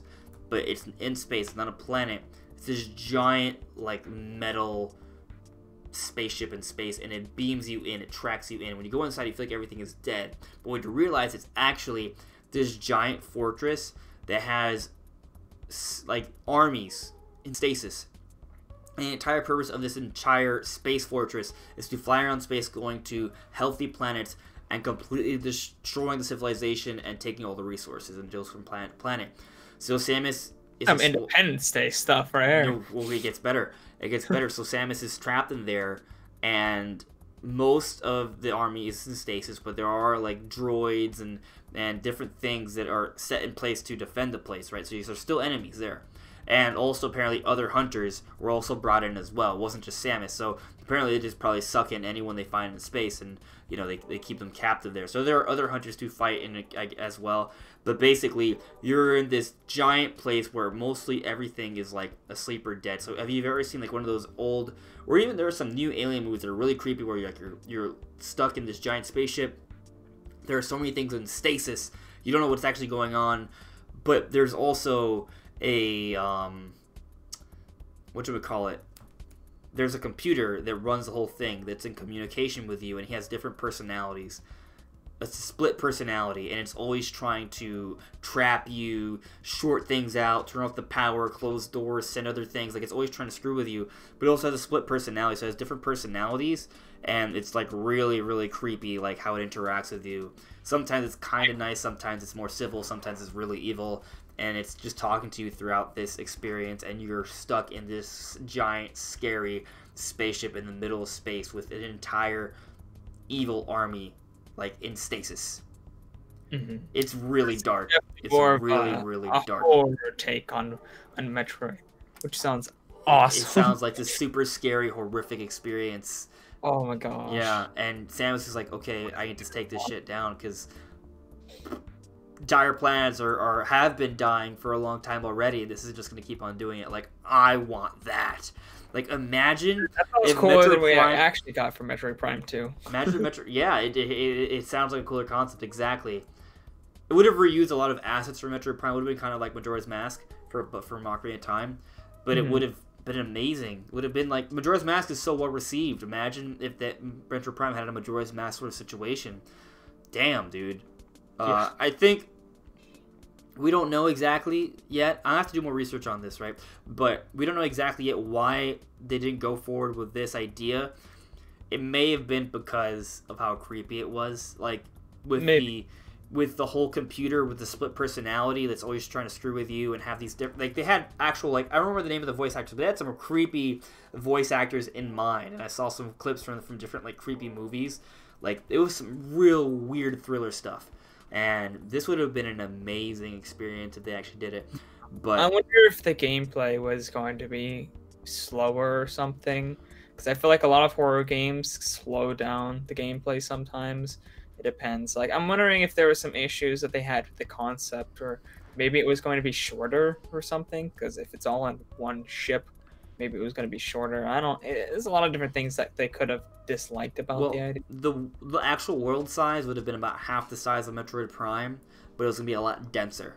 A lot denser.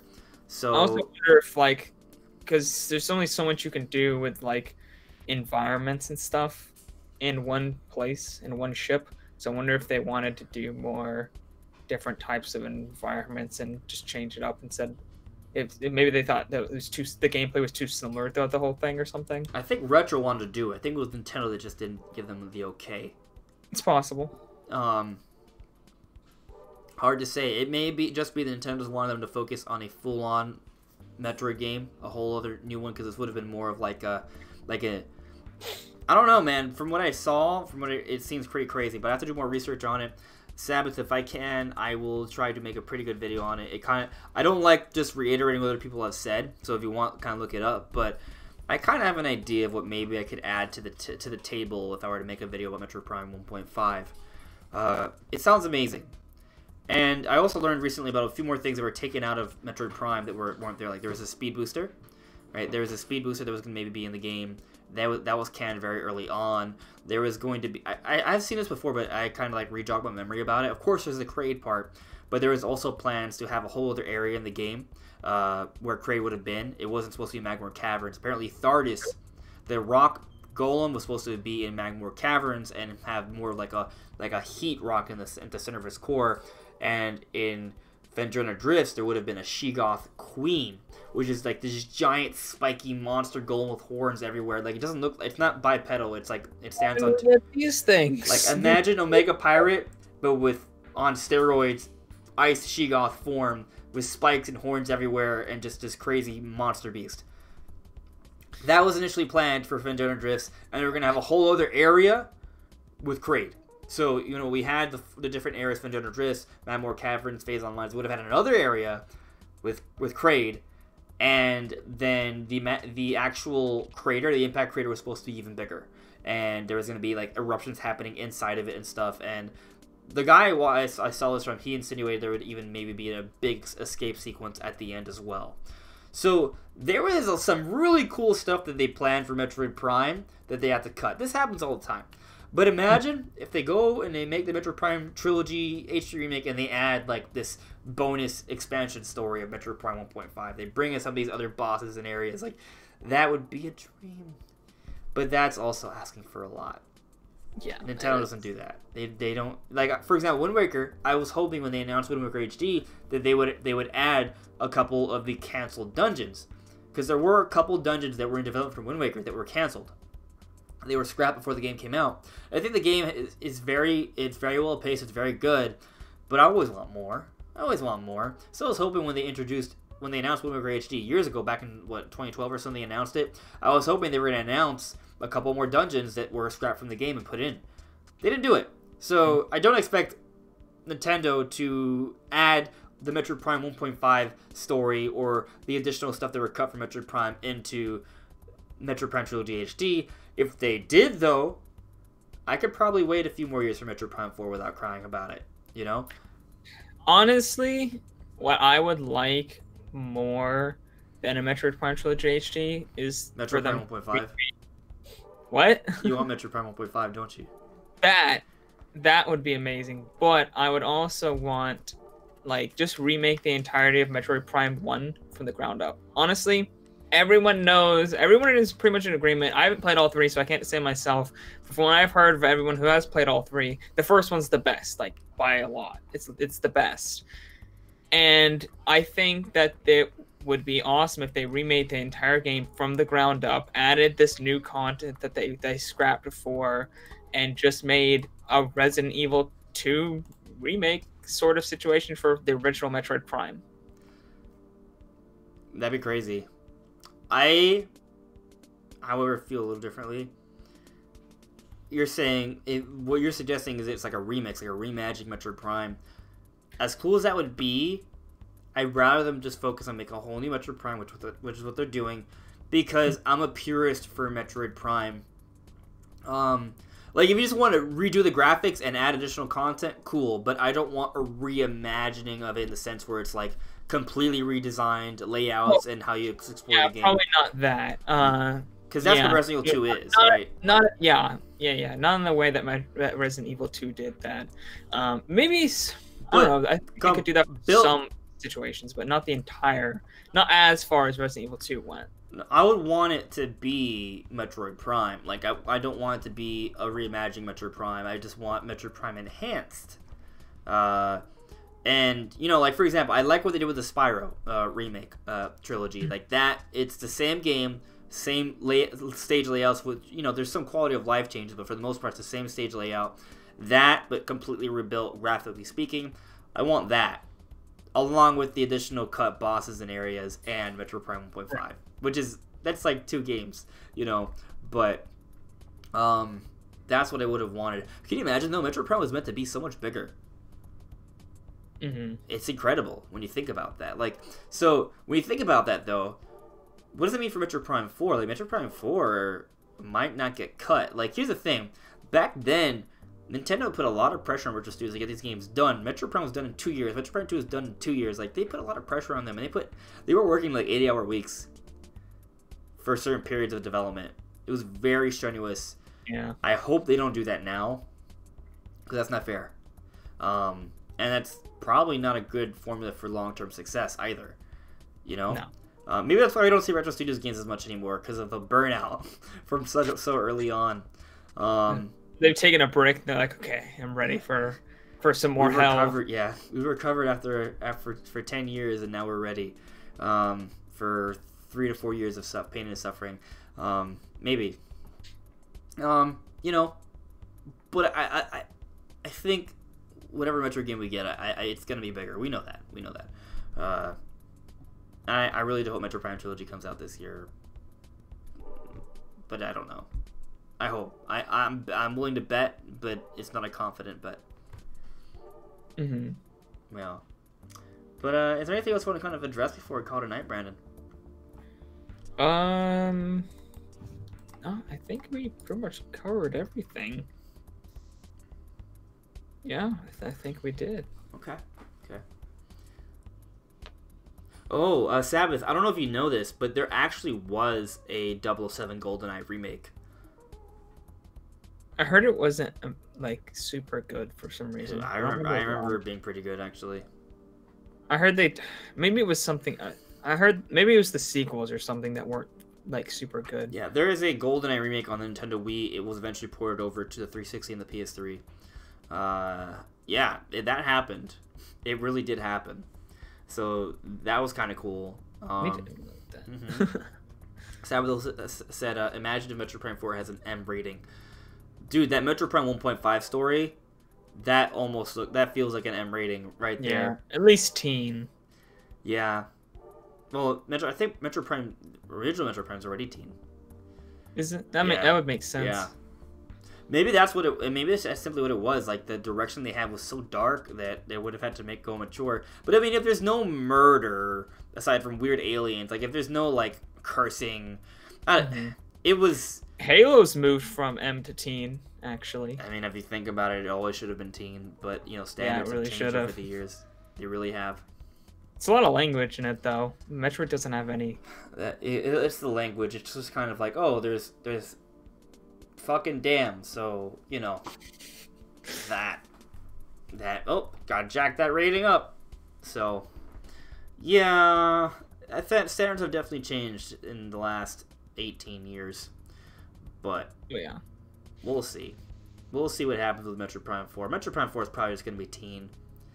I'm pretty sure it's gonna be teen. That as long as there's not aliens getting ripped in half with their guts spilling out, they can get away with a teen rating. That would be so cool. To be honest with you, here's the thing. I don't think Nintendo can make it rated mature because there's a lot of kids out there who are not 17 and over, right? Who are excited for Metroid Prime 4. So I don't think they can make it mature, especially because Metroid already suffers in terms of having a large audience. I think, they got to go for teen. It's got to be teen. It's possible. It's also possible that going all out for an M would get a much more mature audience. Also, we all know that 5-year-olds be playing Grand Theft Auto every day. So maybe you're right. Maybe you're right. The thing about Metroid Prime, like especially if you look at that Metroid Prime 1.5 story, it's so much about the atmosphere. It's like they wanted to make Metroid Prime into a psychological thriller. That it kind of. Do you remember Eternal Darkness? Like, it almost sounded like they wanted to kind of go in a similar direction, and that kind of thing, like that, can really mess with you in the head. Like Metroid Prime's already kind of creepy. So right. That would take it to another level. And while I would love that, I just don't. It's not mainstream. You know what I mean? It's not mainstream. It automatically can't be because you're completely blocking off the largest audience out there, which is kids, legally speaking, at least. Like it's right. Yeah. I want that. That's what I want. But I'm just saying, like, if from their perspective, they probably want to do as much as they can with that without raising that rating to the M. So. But after Metroid Prime 4, if that gets successful, they might make this M-rated Metroid 1.5 and just have like a spin-off kind of thing. Maybe not have it be called Metroid Prime 5, but maybe just call it a Metroid Prime story or something. Mm-hmm. Yeah. I would love to see it. But let's check in the chat and let's call it a night. Guys, if you have any final questions, lay it out on us now so we can kind of get to it because we're about to call it a night. Hello there, Hypnotic Switch. And yeah, Sabbath, you're right. There's a lot of kids playing GTA. Brandon, you said that too. Mm-hmm. I'm not ignoring you. Hypnotic Switch, hey dude. How long have I been a YouTuber? 2.5 years. About 2.5 years. About that. I'm going to be at 3 years, July 5th. Well, I mean, I'm actually coming up closer to 3 years. Yeah. Yeah. So, it's about 3.5 or 2.5, 2 3/4. I think I officially started March 2016. But so you started earlier than I did. But I didn't start like uploading until a little bit later. I counted as your first upload day, like the first day you uploaded. I have to go back and check. Mine was July 5th. Like technically, my account's from like 2010, but yeah, I'm coming up on 3 years, but I'm not there yet. Yeah. Ginger Shot, he says it was in my Majora's Mask room. That was a while ago. How you doing, man? Interesting. We were just talking about Metroid Prime 1.5, which was a game that kind of would have been like the Majora's Mask, but for Metroid Prime. Mm-hmm. I really want it, man. I will see if I can make a video on this because it's really interesting how it was such a... They were trying to create a psychological thriller. And that split personality AI that's always messing with you, blocking doors, turning off the lights, that is so crazy. And you're inside a space fortress alone in space.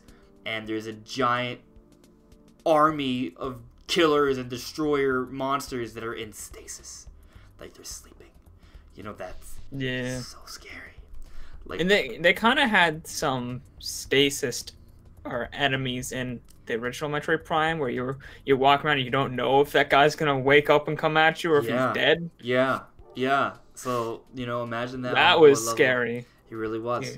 Imagine that with a modern graphical engine, like the lighting to being so much better. And you know what? It's much more atmospheric. I want the Retro Studios to go in that direction as opposed to a multiplayer game. Like the most like, do you remember when I talked to you about how you could get, like, an idea I had was to have, like, if they have any sort of multiplayer, it would be kind of like the Wind Waker bottles in the Wind Waker HD, where you can get something and it can send to another game like that. But instead, in Metroid, it's Hunter Metroids that follow you throughout the game. So you have this monster that's trying to eat you that's following you throughout the game, and that comes from other people's games. Like, that is something I would like to see if they have any sort of online connectivity, because then you just have something that's always following you in the game, which just makes it scarier and creepier, but it's also just a Metroid, so it's not going to completely destroy you, probably, you know, but if you do it, you can maybe get some nice goodies out of it, refill all your ammo and energy, like, so they can make it in a way where it's a fun mechanic, and it makes things scary at the same time. Like, that's something I would want. I want Nintendo and Retro Studios to go all in on the atmospheric, thriller, scary aspect of Metroid Prime, Metroid series. That's you know what? What if they pulled a Mr. X and they had a giant monster that followed you around that you couldn't defeat? And then maybe eventually you could get the power to defeat it and actually go back and have a big boss fight. Like just something you can actually track. Maybe you shoot a tracker at it and then it's on your map and you're just like, you can see it's coming closer. You're like, oh shit, I have to go back through here to get somewhere. Run! That's such a good idea, Brandon. It's such a good idea, and it makes me think about this. So, when you play Metroid Prime, right, you see Ridley flying around the planet a couple times, right? So it's kind of like, it paints this narrative that how you follow Ridley there, and you're chasing Ridley. So what if Samus had a bounty, and she's tracking it down just like Ridley? So you have like this narrative of you're following something. There's something that you're following, and you're trying to find it. You're trying to track it down. But, you know, it could also be on the flip side, there's something chasing. It could be both. There's so much potential there in terms of seeking and hiding and running. Like, that really appeals to the spookiness, not even the spookiness, more like the anxiety, right? Like, some people might not play it because it's like, oh, it gives me too much anxiety, but that's kind of like horror games in general, you know? So I wish that they would go in that direction, because that's what I want. I want that so much. Like, it would be so cool. But let's see. Sabbath has an interesting question for us. What do you want to see most in the next Direct? Metroid Prime Trilogy HD. What do I want to see most in the next Direct? Probably, I'd like to see Animal Crossing revealed. I think that's going to happen, actually. Made a video on it today. Plug. Yeah, I want to see that, actually. I haven't gotten a chance to see it, but I saw that apparently there are some... I think it was from Nintendo's Germany site that there are some videos that have gone privated. And I think it was for an Animal Crossing playlist. Yeah. That's a hint, you know? But what also was a hint, Nintendo's Japanese website playlist updating and it scrapping a couple of Nintendo Directs from last year, which has always meant a Nintendo Direct like in less than 3 weeks later, except for this one time. So yeah, I don't which know. Might have been because honestly, I think they were planning a Direct and then their plans just got messed up somehow. I think something happened and they just weren't able to show what they wanted to show. Yeah. It felt like they were building up to one and then it just never happened. Yeah, it could be related to the Metro Prime 4 delay. Could be. Makes sense. At the same time, though, there was also the whole Game Awards thing. People thought there would be something there, and that didn't happen either. So I don't know if it's tied to both.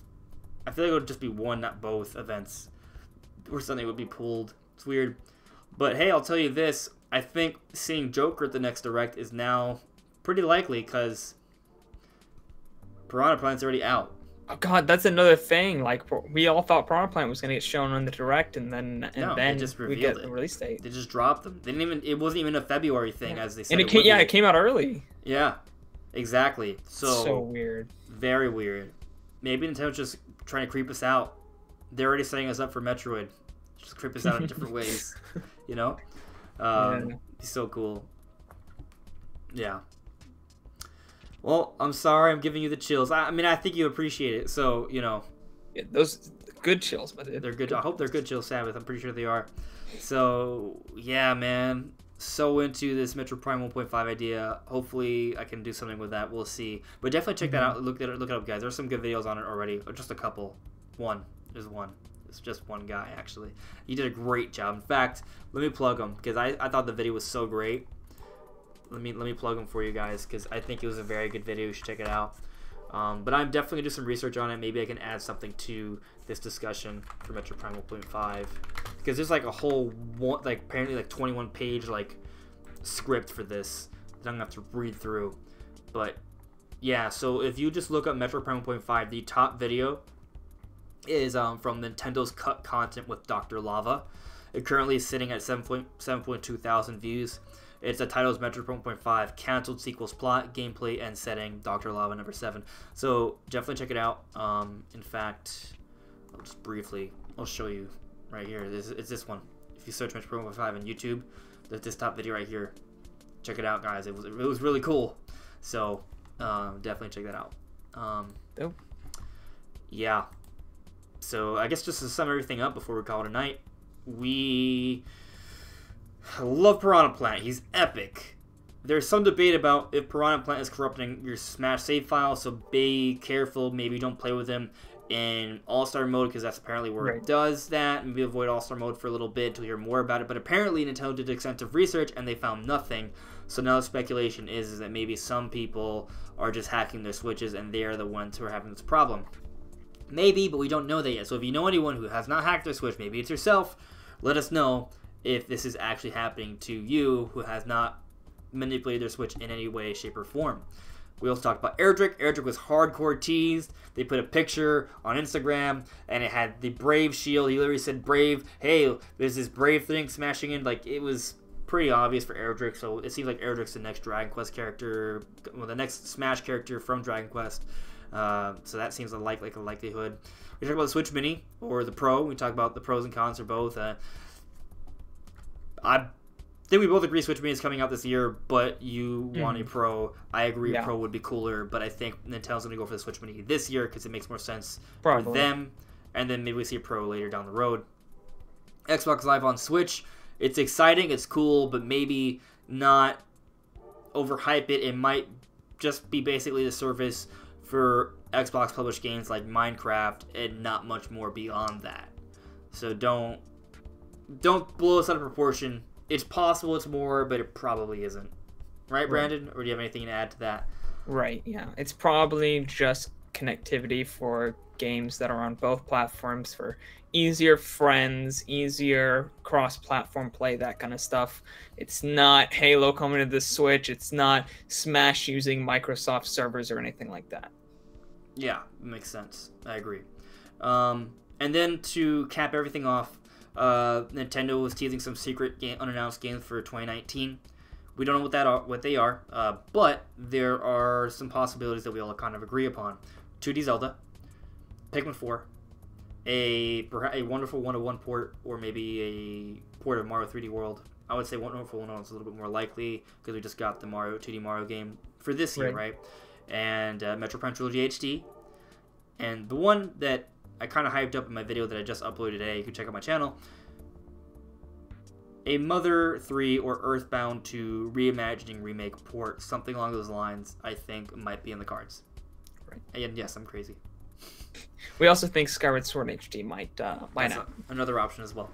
So maybe we're right. Oh, also Star Fox Grand Prix as another option. Yes. Yeah. So of those games, I'd say a couple of those might come out this year.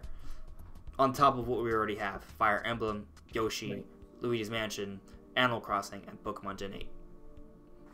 Yeah. I mean, this is gonna be a good year, guys. I mean, there's a lot to look forward to. All right, I think that's it. Pretty much done, right? We're done. Yeah. Yeah, we're done. All right. Have a good night, guys. Take care. See you soon. Bye, guys.